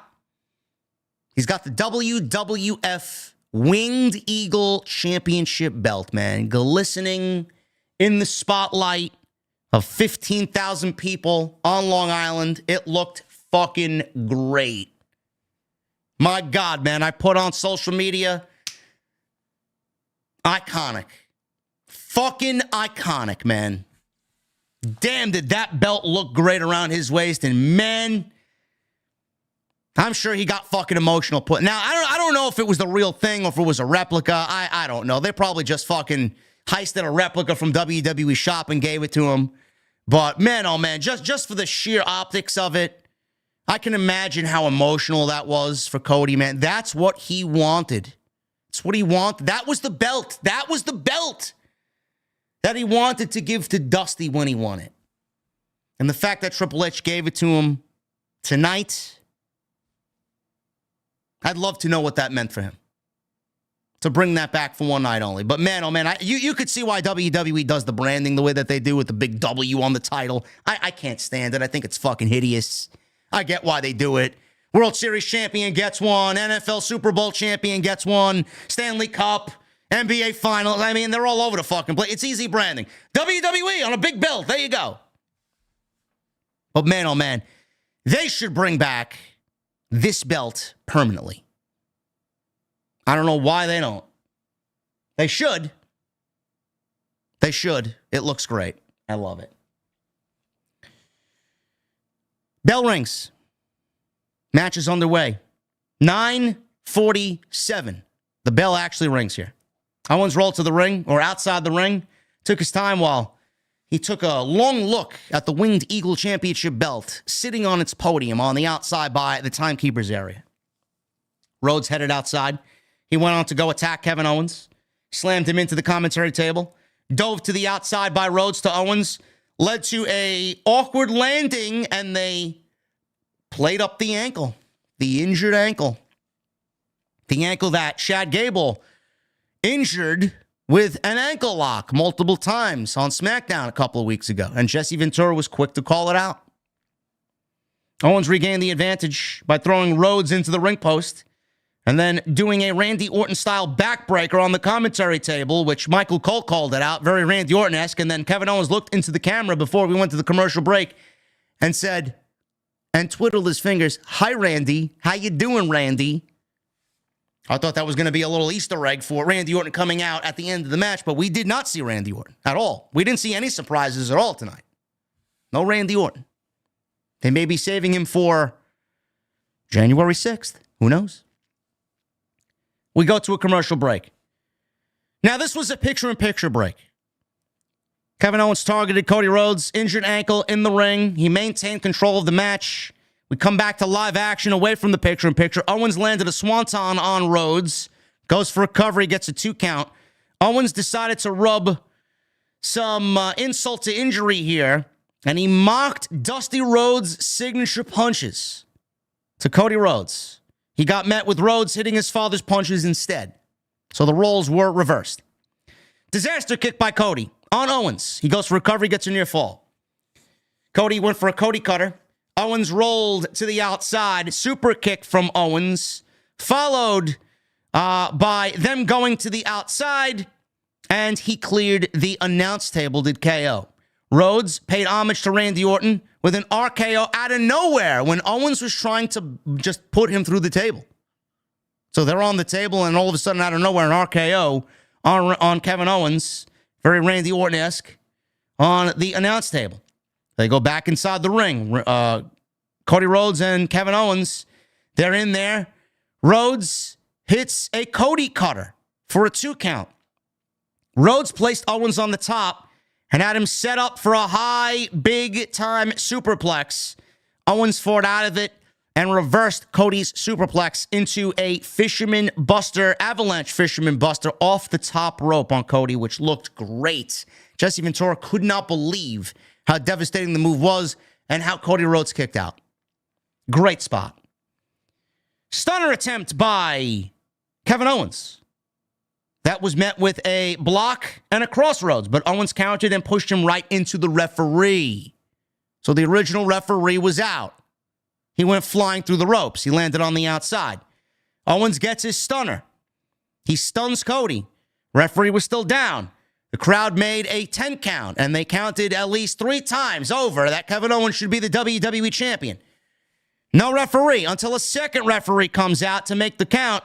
Rhodes kicked out of 2, which gave him enough time to get some breaths in him and kick out of the pop-up powerbomb. So, second referee's now out there. Owens rolled to the outside. He looked to grab a steel chair. He took a swing of the chair. Nia Jax somewhere in the back is jealous. Rhodes dodged it and hit a Cody cutter. Crossroads onto the chair, and Cody Rhodes was the winner here by... Actually, I'm missing the second referee getting knocked out. Pop-up powerbomb happened, which was blocked by Rhodes. Second referee found himself knocked out by a big dive by Cody Rhodes. Owens, like I said, rolled to the outside to grab a steel chair. He swung the chair. Rhodes dodged it, hit a Cody cutter, and then he sees the steel chair laying on the mat. Crossroads onto the steel chair after thinking about it, Do I do it? Do I not do it? He did the crossroads on the chair. He threw the chair out of the ring, hid the evidence, goes to cover, 1, 2, 3, and Cody Rhodes cheats to win the match and retain the WWE Championship, and Jesse Ventura healing it up that Cody Rhodes used the chair. The guy who brought the chair in the ring did not use the chair. The guy who used the chair was the champion who cheated to win. Cody Rhodes cheats to win, uses the steel chair, crossroads on Kevin Owens on the chair. Second referee made the pin attempt, 1, 2, 3, and that was enough for the win. Nothing happened at the end of the show. You watching live, nothing happened at the end of the show. They went off the air with Cody Rhodes holding up the winged eagle, and all was good in WWE. Until the show goes off the air, and I go and grab myself a beverage, and I sit in this chair, and I put on some good tunes for you guys to settle on in to the stream with. And all of a sudden, we see on social media that Kevin Owens, via some fan footage, Kevin Owens attacked Cody Rhodes at the end of the match with a spike pile driver and laid him out in the ring. Took the Winged Eagle Championship, walked up the aisle with the Winged Eagle Championship, started gloating about what he did to Cody Rhodes. Out comes Triple H. Triple H knocks the belt, the Winged Eagle belt, out of Kevin Owens' hand. Kevin Owens and Triple H then engage in a shoving match, and Cody Rhodes was then gurneyed out of the Nassau Coliseum on a stretcher and loaded into an ambulance. I have one question and one question only. Why didn't that end the show? I don't understand it. See, this is why these are questions that I would need an answer to, man. If I'm a journalist, and if I'm there and I have access to somebody there with any type of answer, I would ask them immediately, first thing off of my brain, why didn't that end the show live on NBC? I think that's fucking crazy. I find that to be ludicrous. I find that to be absolutely fucking batshit crazy. For all the shit we give the other fucking place about their fucking creative failures, I'm going to give it to WWE here.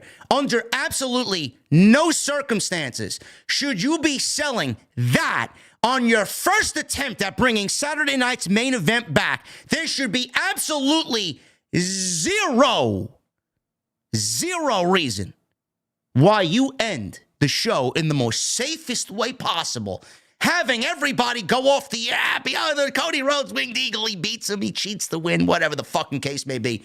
And then we gotta go scour social media and find out on social media that the ending that should have been to this show live is all on social media via a fan fucking filmed video. I don't understand that. Why is there such an urge to slow burn everything? Why is there such an urge to keep people looking in all these different places to get excited? I don't get it. Why do I gotta watch some fucking half-witted fat slob take a video live at the Nassau Coliseum for what should be played out on television? Why? Did you want to send the crowd home happy with Cody Rhodes winning the championship? Because to me, I found that to be fucking so boring. You already played it safe. You played it safe at Survivor Series. You did nothing. You come into Saturday's main event, more safe by Triple H, more same old, more formulaic. Go off the air happy, hunky-dory. Cody Rhodes, he's the baby face. He wins the championship. He wins the match, whatever. I want a little fucking evil, man. I want some evil to outshine the fucking good. I want some unpredictability.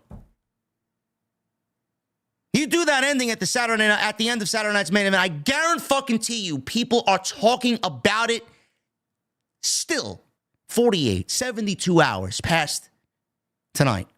Talking about it going into SmackDown. That should have been on TV in front of everyone watching tonight. I don't know why they didn't do that. Absolute fail by WWE. Imagine the image of Saturday night's main event going off the air after we got safe in all these matches.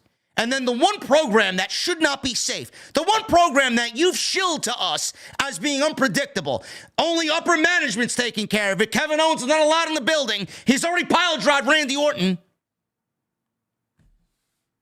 You want Cody Rhodes to beat him by cheating, and then you want to go off the air with Cody Rhodes holding up the Winged Eagle belt. Goodbye, we'll see you on Monday. And not give me any reason to fucking get excited. Everything that happened post-match should have been aired live on NBC and Peacock.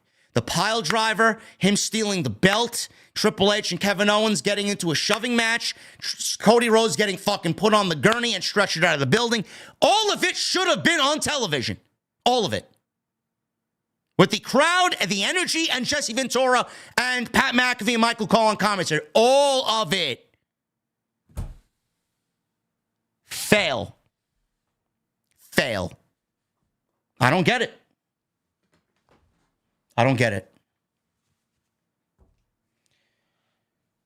Where do we go from this now? Clearly, it's not over. Clearly, it is not over. Where do we go? Well, it looks like with the pile driver spot, if Randy Orton's been out for fucking weeks now, Cody ain't showing up on Friday night. Kevin Owens has confiscated the Winged Eagle Championship. What does that mean? Is it truly one night only? Or is Kevin Owens going to heal it up even more so and become even more evil by confiscating the Winged Eagle belt because management is against him? Management wants nothing to do with him. He's obviously anti-establishment now. Nobody wants to listen to him. Nobody wants to believe him. Nobody even wants to give him a shot. Nobody cares about his grievances. Nobody cares that he's been right. So Kevin Owens is going to go and do what Kevin Owens wants. Kevin Owens is going to go into business for himself. Does he steal the Winged Eagle Championship, and do we see it again on Friday Night SmackDown? That's what I'm going to be looking for first and foremost. Now, it's a tape show on Friday. I don't know what they will be doing. I don't know what they will be splicing into the show. I don't know what will be airing on Friday night. Does Kevin Owens steal the Winged Eagle Championship? Secondly, we know it's not over. Does Cody Rhodes keep himself out of action for a couple of weeks to sell the effects of the pile driver? Do we get them coming back on January 6th? Do we get Cody Rhodes and Kevin Owens for the WWE Championship? It's Kevin Owens going to Monday night, January 6th, with the debut on Netflix, still holding the Winged Eagle belt. Will it be the real world's heavyweight champion? Will it be the real WWE champion against the guy who feels like he was robbed of the WWE Championship? Who's going to be claiming that he is the real world's champion? Is that where we're going with this? Maybe we get some sort of stipulation match. Maybe we get Cody Rhodes and Kevin Owens inside a ring. Very a-la-esque. Shawn Michaels and Razor Ramon at Madison Square Garden at WrestleMania 10 with both the real and the fake championship belt hanging above the ring. And we get a ladder match between Kevin Owens and Cody Rhodes for the WWE Championship. Then obviously that's when we see Randy Orton. Randy Orton comes back and he does whatever he's got to do next. January 6th, Netflix, man. That's where I think all of this goes down. If everybody else is going to be there and Roman's going to be wrestling on the show, there's no reason to believe why Cody Rhodes is not going to be wrestling on the show. Roman's going to be wrestling on the show. Reportedly, Punk and Rollins is going to happen on the show. No reason to not put Cody Rhodes in a ring on Monday, January 6th. I mean, that's immediately what I thought. When I watched that clip, that's immediately what I got. Cody cheated. Cody cheated. Cody's the heel. Cody paid for his sins. Whatever they aired after the fact via the fan footage should have absolutely aired on Saturday night main event. I don't know why. WWE does this shit, and they continue to do it just to build interest through their social media means. I don't get it. Just give me the fucking angle and play it out on TV. There's no reason to hide it behind X. Thank you guys for all of your support, man. I thought it was a thumbs up show tonight just based off the fucking nostalgic feel of it. The next time we get one of these is January 25th. And that's going to be 1 week before the Royal Rumble. But I thought they hit a home run as far as the presentation is concerned. I thought, as far as the feel of Saturday night's main event, this is going to be a must-see event 4 times a year. Normally, nostalgia runs out and runs dry very quickly. They do this 4 times a year, man, with this presentation. I'm all for it, man. I think it's fucking great. I really do. Excellent stuff tonight. Too many commercials. Would have liked a little bit more pro wrestling to see these stories play out. I felt like we didn't get enough of that. And then the ending, man. The ending should have absolutely been on television, on the live feed. That's exactly the way they should have went off the air on Saturday night. Thank you guys for a great stream, man. We had 3,400 people in here tonight. I appreciate you all joining me. And anytime something big happens, man, you guys show up all the time right here, man. I appreciate you guys very, very much. Follow me on social media at JD from NY206. Twitter, Instagram, TikTok, and Cameo. Hit that subscribe button down below. Turn on the bell for notifications. We are 45 subscribers away from 164,000 on the channel. So if you guys have not hit the thumbs up and not hit the subscribe button down below, please do that. Really appreciate it. Shout out to my family on Twitch. We always simulcast on Twitch if you guys are over there, man. First time chat with 50 bits, coffee seeds. First time chat from Mikey 2022. Thank you guys very much. Everybody watching over there, appreciate you. Super chats are open. Get them on in. We'll hang out at the end of the show, which is in just a second. Go check out all the other content on the channel. Plenty of it, man. Anything that is wrestling related, news-wise, I've been on top of it. Just check the homepage, man. It's all there. Go check it out. Live streams. We were live on Monday for Raw. We were live on Tuesday with Tuesday Night Titans. We got this little show on Tuesday night called Tuesday Night Titans with the Solemn Monster. We did episode 76 on Tuesday night. It's one of the most popular, if not the most popular, duo stream in the entire community, man. Every Tuesday. Wednesday, we were live for Dynamite. Me and my co-host, Jesse, the Shot-Town Smark. Go and check that out. Always a great listen over there. Friday, SmackDown. Tonight, Saturday night's main event. I've uploaded 14 straight days in December, man. I actually may, depending on if there's news or not, I may not upload anything. I may take tomorrow off and just hit it back on Monday. I don't want to feel burnt out before we get into the end of the year, you know? Still got one more pay-per-view left to go, man. World's End. AEW World's End happening at the end of the year. Couple of weeks. Let's get into these super chats, man.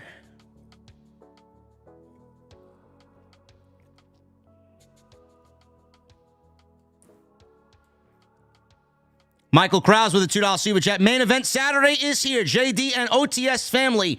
Yeah. Thank you, brother. Michelle Moran with a $2 super chat. Banger match with Drew and Sami. Hope the feud goes on. Well, according to Drew McIntyre, 1 down, 4 to go.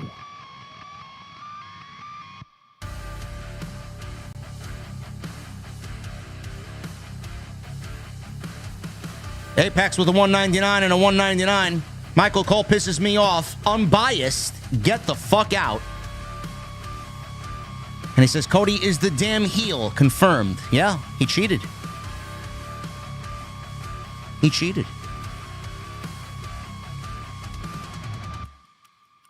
Michelle with a $2 super chat. Cody KO was a good match, but the end felt off. The end played into what we saw happen at the end of the match that was not televised, and everything should have been televised. That's the problem.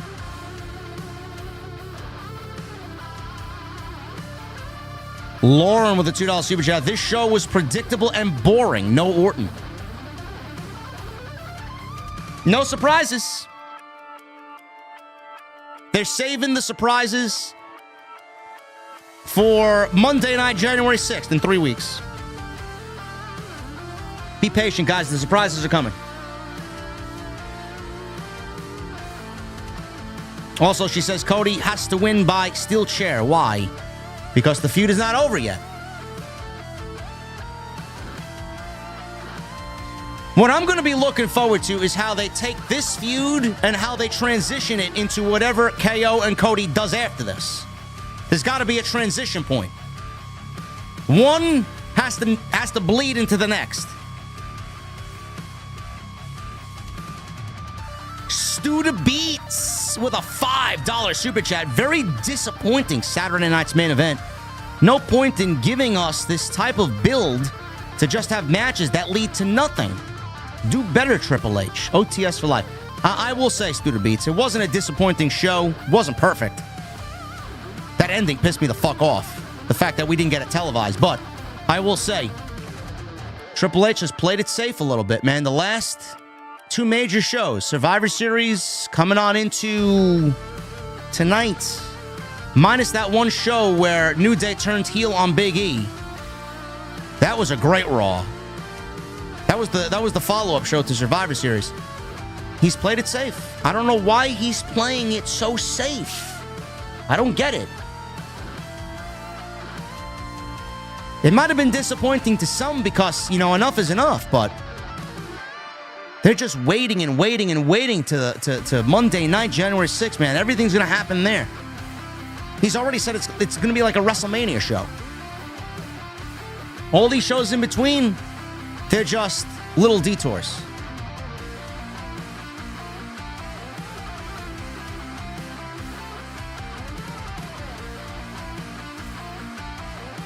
Beyond the Script with a $4.99. I don't know what this message is in regards to, brother. I don't know, man. It comes off very weird. I don't know why you expect me to know what's going on here. He says, people, my dad is deceased. What is wrong with y'all? Brother, I need context, man. Did he recently pass? Has he been passed? And people are just starting shit? I need context, man. Dylan with a $3 super chat. I can't wait for heel Cody. I wonder if they do go Cody being a heel and do what they do with Cody that they should have did with John Cena.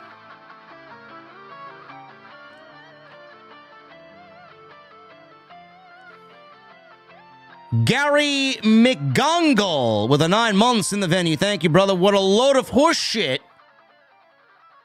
that was other than Winged Eagle. Hail to the ace. OTS for life.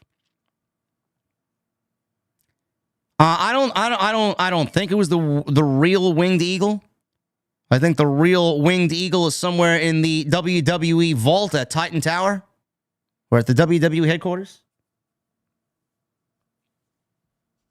Either way, it looked great. Whatever they had him wear tonight looked great.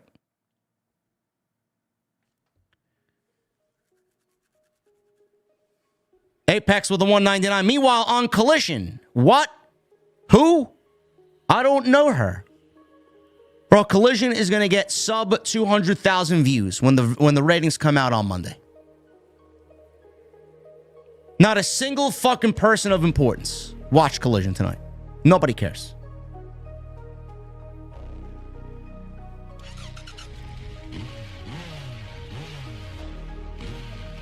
John Clockwork with the 199. Chelsea Green called it. I'm on a roll.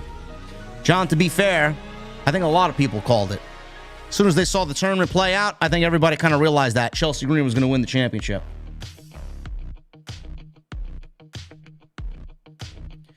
Sue Childress with a $5 super chat. JD, hope you are feeling better.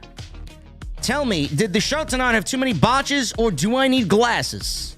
Show was good. Oh my goodness. OTS for life. The only match that I really saw botches, Sue, was maybe Liv and IYO, but that was it. The matches were too short, and there was too many commercials for a 2-hour show. That's the problem. Gold Standard with a $5 super chat. Saturday night's main event better than the last 2 AEW pay-per-views. Gold Standard. I am not here to compare. But I will say Full Gear did not do anything for this viewer. AKA me. King Mo Jackson with a 199. What's up, bro, hamster? You've been on a roll lately. I'm trying, brother. I'm trying. J2X with a 999 would have loved to see Piper slam Chelsea at the end of that match. Nah. Way too early for that. Way too early for that. Sidro with a $10 super chat. Why was a 2-piece swimsuit invented? To separate the hairy from the dairy.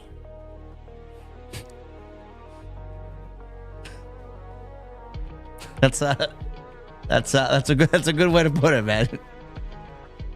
And what's the difference between a pickpocket and a peeping Tom? One snatches your watch, other watches your snatch.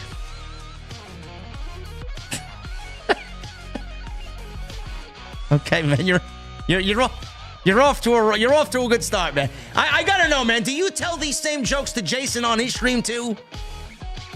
Do you tell us the same jokes simultaneously? That's what I want to know. Because I know he's still live now.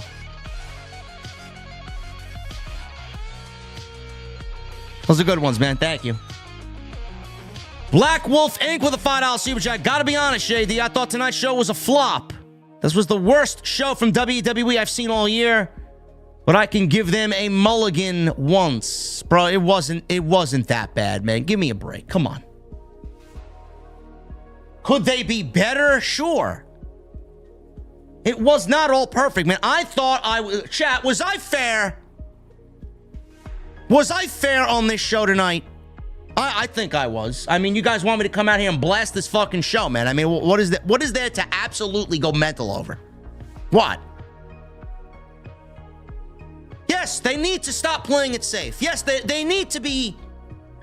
They need to put the foot on the pedal. That's what they need to do. They do. It's like their fucking grandma driving in the right lane, 40 miles an hour in a fucking 65.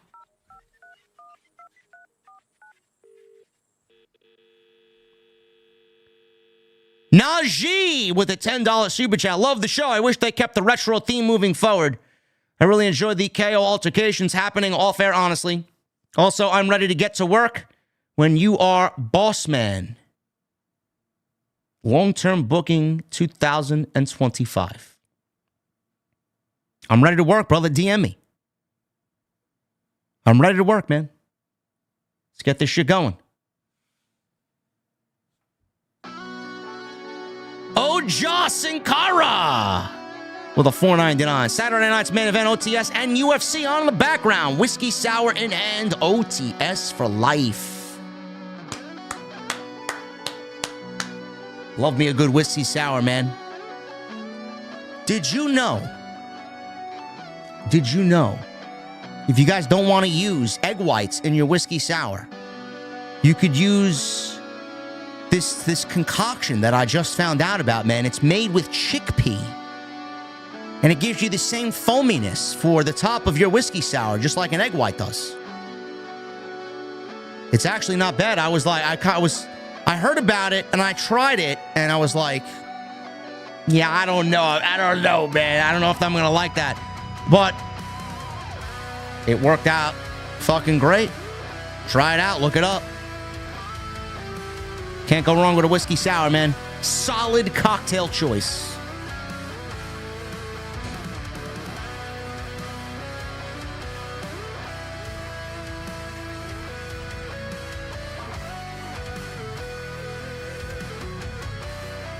No, chickpea. Chickpea. Chickpeas. Adam Khan, the real Khan, with a $20 super chat. He says, more. Cheers. Adam is, Adam loves drinking in the venue, huh?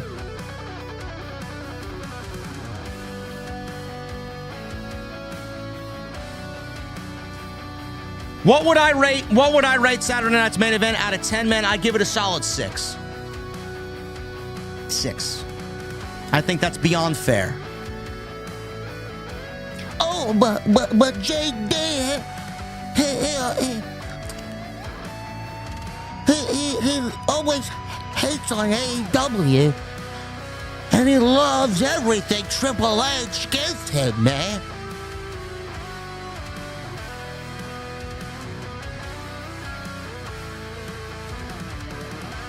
Wide World of Wrestling podcast with the $1.99.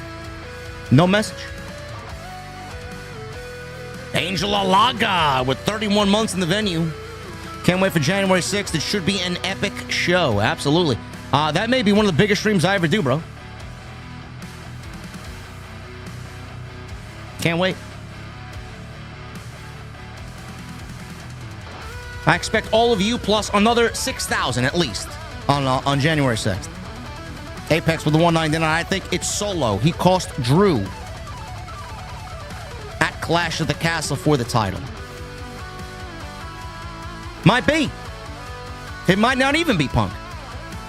You are correct. But just based on logic, I mean, I don't know why he would be done with Punk anyway. Especially if he's the world champion. Has anybody found out the reason for these fucking drones in New Jersey, man, and over in New York and wherever they're showing up? What the fuck is it with these drones? Are they about to unleash alien warfare on us, man? Is this the new PSYOP that's coming? What's going on with this shit? Does anybody know?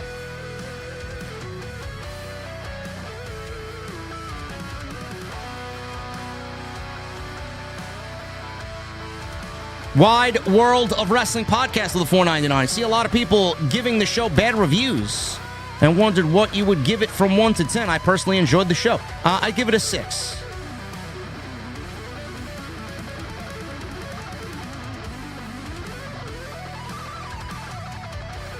Yeah, what the fuck are they doing though? Like, why are there so many drones? Why doesn't anybody say anything? I just don't understand it.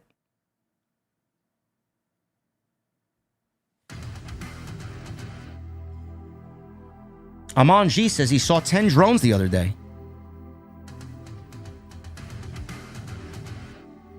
BW Roses with a $5 super chat. Not to sound this way, but Saturday night's main event sold out the same venue that AEW ran recently for a pay-per-view, and this outsold it in a huge way.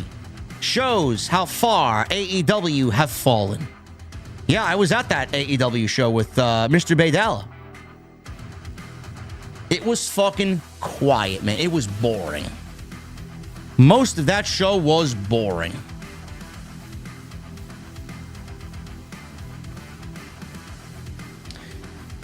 Lauren with a $2 super chat. The after show saw Triple H and KO get into it. Yes, I know.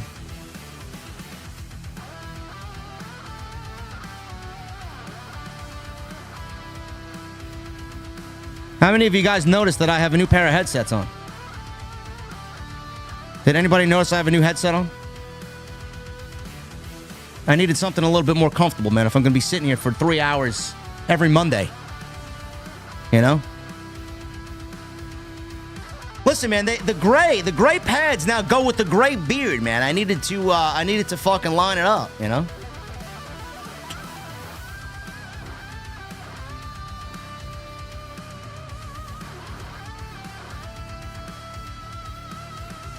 Man, I'm becoming a headphone collector, man.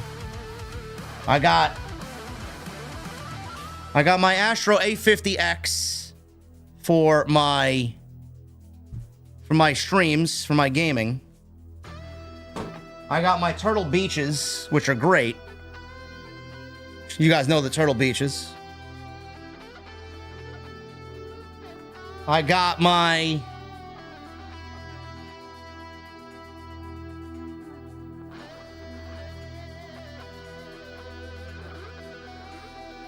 Steel Series,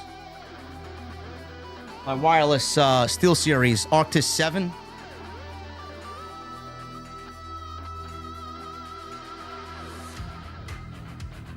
And I just bought these bad boys here, man. Let me show these off. I just bought these ones. This is,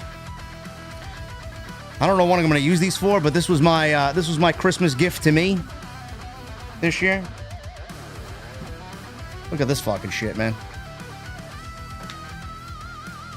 A little show and tell here, man.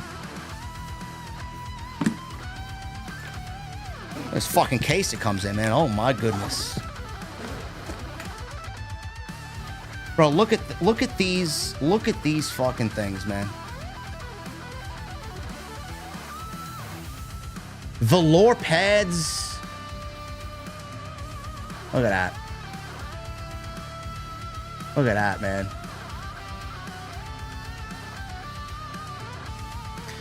These are the Meze Audio 105s. AER. I don't know what I'm going to use them for. I can't use them for podcasting. I can't use them for podcasting because these are open backs. And you can't use I can't use open backs for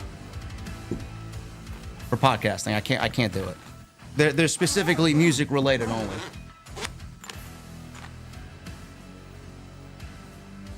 So these ones I have on now.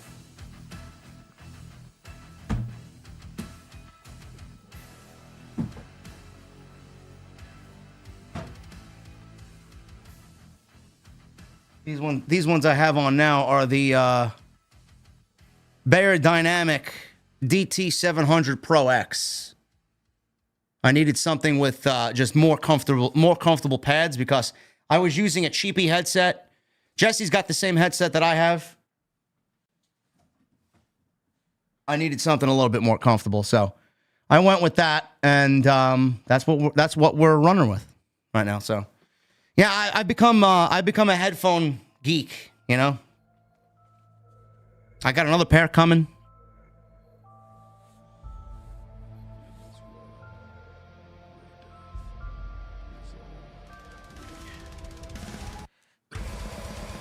Yeah, I usually just sit here when and just working during the day, and if I want my peace and quiet, I put on a nice pair of headphones.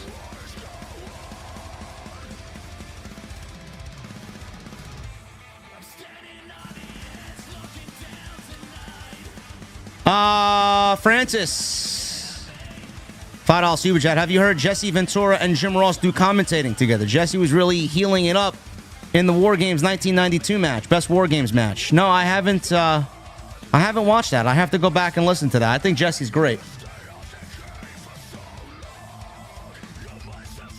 Do I have a favorite headphone? The one I usually go to is listen, I have those heavies for heavy metal. I don't know if you've seen the advertisements for those. I think those are great headphones. They're really nice too. I got the heavies. I got them last year. I still love my Apple headphones, the over-the-ear ones. The whatever the fuck they're called. The Pro Max headphones. I think those headphones are great. I think they got the best noise cancellation that I think I've had out of any headphone. I got these silver ones, the gunmetal ones. I can't wait for a new version of that. That I feel like needs to be. I've worn them so much. I've kind of worn them out. I just need a new version of that.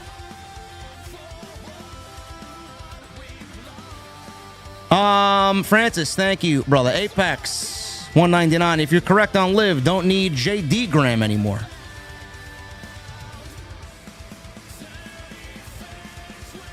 JD Graham, hopefully I'll get my mask sometime next week, man, and maybe we'll do it on Wednesday. We'll see. I don't know. They haven't really shipped it out yet. They are preparing it to be delivered and shipped out, but I haven't gotten any notifications yet. MGM Bolin with a 499. Coliseum is 0 for 2. World's End last year sucked, and now tonight sucked. I feel like I could have skipped tonight and wouldn't have missed a single thing.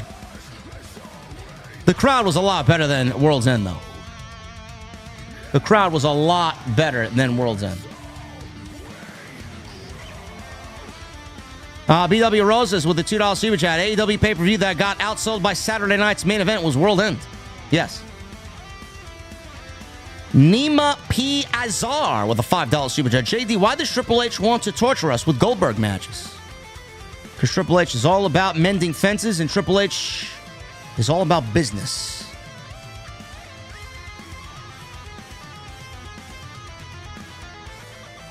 Triple H is going to do what's right for business, man. What's best for business.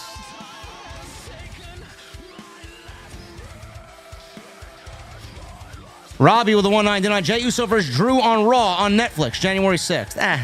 We've seen it how many times? We've seen it so many times this year already. Arrangements with the 999. My prediction is Punk defeats Seth at Raw Netflix debut. Punk versus Gunther at the Rumble. Rollins costs Punk that match and turns heel. Punk versus Rollins rematch at WrestleMania. Let's go a little bit further. If Rollins fucks Punk over in the match with Gunther, Punk inadvertently enters the Royal Rumble and eliminates Seth Rollins. Boom. Jeff H. with a 7 in Canada super chat. JD, been watching you since 2016. Missed Saturday night's main event as I had a hockey game to DJ and announce tonight. Sounds like Saturday night main event is worth the watch, though. And yes, I played several WWE theme songs tonight.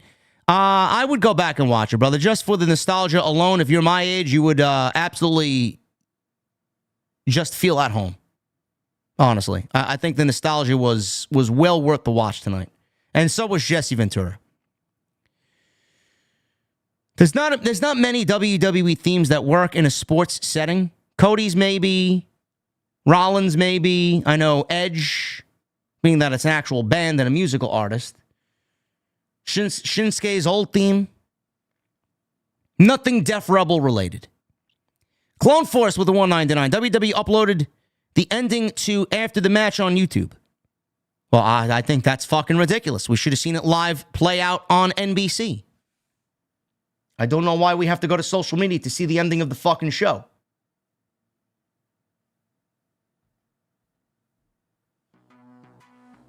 Astro Boy with the $5 super chat. Hey, JD, would you have babyface Roman Reigns dethrone a heel Cody Rhodes as champion by the end of the year? Cody's not going to be champion by the end of the year. Rome Collector with a 5. The aftermath of the match was actually filmed, but WWE has it on their official Twitter page. I don't know why. I don't know why.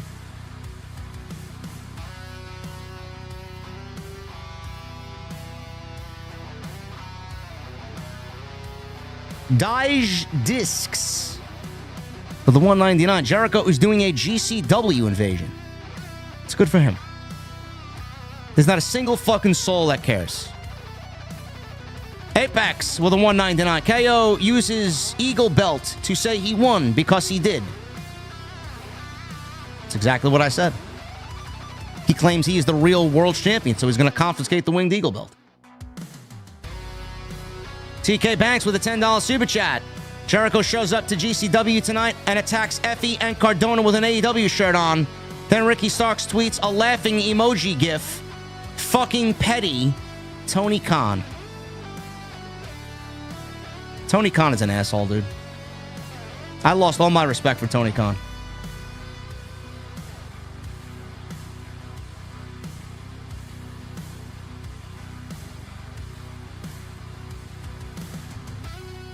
Absolutely ridiculous.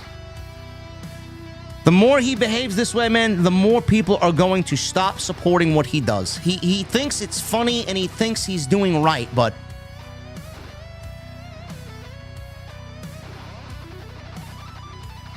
he's just his own worst enemy. Adam Khan with a $20 super chat. Best match of the night. I am inclined to say Sami Zayn and Drew McIntyre. And I don't think anybody would really be bothered with that. So I'm going to go with that. Hooligan, me and TK have not spoken. And I don't really care if he wants to speak to me or not. I'm going to continue to be the way that I am. I'm going to continue to be my own version of petty. And I'm going to continue being honest and tell you guys the truth. And if it works and we get to him, great, we won. And if not, I'm going to be the first person in line to wear my fucking beautiful sunglasses. And I'm going to watch the fucking company burn to the ground. And I'll be telling you I told you so.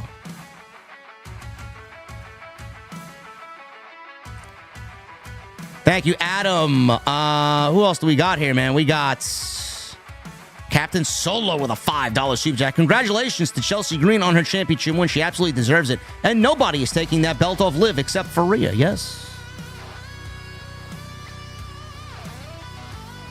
Stephen Wade with a $5 super chat. Kevin Owens, the real world champion, is something I could get into. Keep doing your thing, JD. Thank you, Stephen. Who's asking in the chat? Tyler, JD, any Pokemon pack openings coming? No. That was a phase that I wanted to try out. Not really interested in doing that type of content. More of me just doing it behind the scenes, personal. It's what I do to sometimes just relax. Still very much collect. I pick and choose what I want.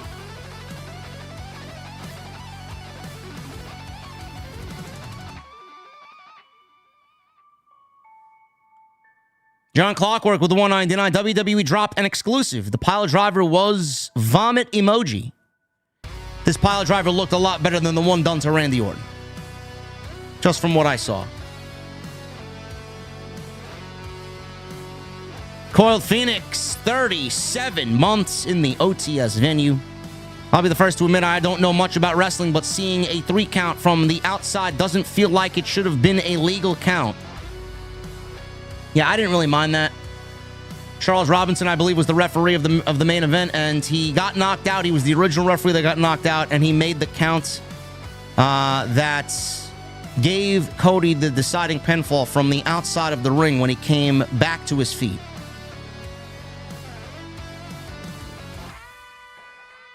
Impact Entertainment with a $2 super chat. LA Knight trade to Raw on Netflix premiere. I could see LA Knight going to Raw. I could see LA Knight winning the Intercontinental title, too.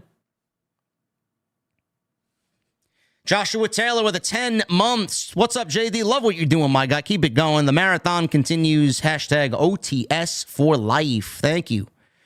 Thank you very much, Josh. Well, Lisa with a 5. If KO did this to Cody and Randy, he may actually kill poor Sammy. Great review as always, JD. Yes, he did mention that he's coming for Sammy when the time is correct. He will be coming to ask Sammy what's going on. Why is he standing side by side with the Bloodline? Rocky with a $5 super chat. Cody versus The Rock will be interesting when it does happen. KO will do everything in his power to make Cody lose the title whenever that happens. We're looking at potentially a fight forever situation here. Tired Bonus Dad with a $1.99. TK, take notes. Simple matches and simple stories. Yes, but we need a little dash of let's put some gas on the fire. Everything feels a little too safe. Everything feels a little too slow in the right lane. Cornell Bryant with a 499. So I guess Chelsea's U.S. title reign will be till WrestleMania 43. So over with these long championship runs. No, I don't think so. I don't think so at all. I think maybe she has a good 3-4 months with the title. I don't see her needing to hold the championship that long. They just wanted to pay back and give her a reward for being so great at what she's done. The Abyss 199. When exactly did you swap out the AEW hoodie? I have no idea. I wear the AEW hoodie around the house because sometimes I don't like a heavy hoodie. Sometimes I don't want to turn the heat on just to conserve the heating bill. But I wear it around the house. It's lightweight. It gets the job done. On stream, I don't care to promote them anymore. Publicly, I don't care to promote them anymore. I refuse to wear their merchandise. I refuse to go to their shows. I refuse to do anything publicly relating to AEW. They don't deserve my money, and they don't deserve my attention. And they don't deserve me being a fucking walking billboard ad for their shitty product. Soundwave 80s with a 499. What a great Saturday night's main event. The 80s is my favorite of all times. Oh Yeah Obsession song by Animotion. Yeah. It was a great night. Major with a 499. Orton didn't show up. Bailey not in the U.S. Finals. JD, you are 0 for 2 on this one. WWE's been swerving you and Solid Monster lately. TNT is my favorite show. Well, we did predict Chelsea Green to win the United States Championship on Tuesday, bro. If that amounts to anything. Bronx Made, 87 with a 499. That OTS that was playing was Killer Instinct. Love that game. Yes, that's Killer Instinct done by Andy James. You can find him doing a live play-along with it on social media or on YouTube. Just type in Killer Instinct Andy James. Apex with the 199. Gage Goldberg can't be any worse than his pops. I think we need to keep the Goldberg family away from pro wrestling.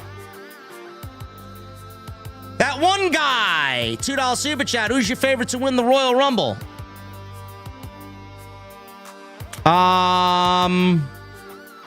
Too early to tell, bro. Too early to tell. It honestly depends on what The Rock wants to do. If The Rock wants to wrestle WrestleMania, he's an odds-on favorite to win the Royal Rumble. Sidro, I have. Nothing actually hits like this one does, though. Anthony Hayes, 199. Did Cody cheat to win? Yes, he did. He used the steel chair without the referee looking. And Captain Solo with a $5 super chat. What is the worst wrestling game you have ever played? I have no idea, man. What was that? WWE In Your House? I think it was. I stay away from the wrestling games, honestly. Nothing too crazy there. They got no replayability to me, man.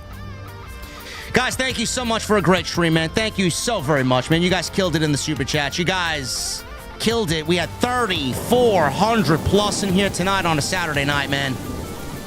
With everything else going on, you guys showed up big right here on OTS. As always, follow me on social media at JD from NY206, Twitter, Instagram, TikTok, and Cameo. Hit that subscribe button down below. Turn the bell for notifications. Go check out all the other content on the channel. Plenty of it. Plenty of content with more coming. Depending on the news day tomorrow, you may or may not see me. And the next time you see me will be on Monday.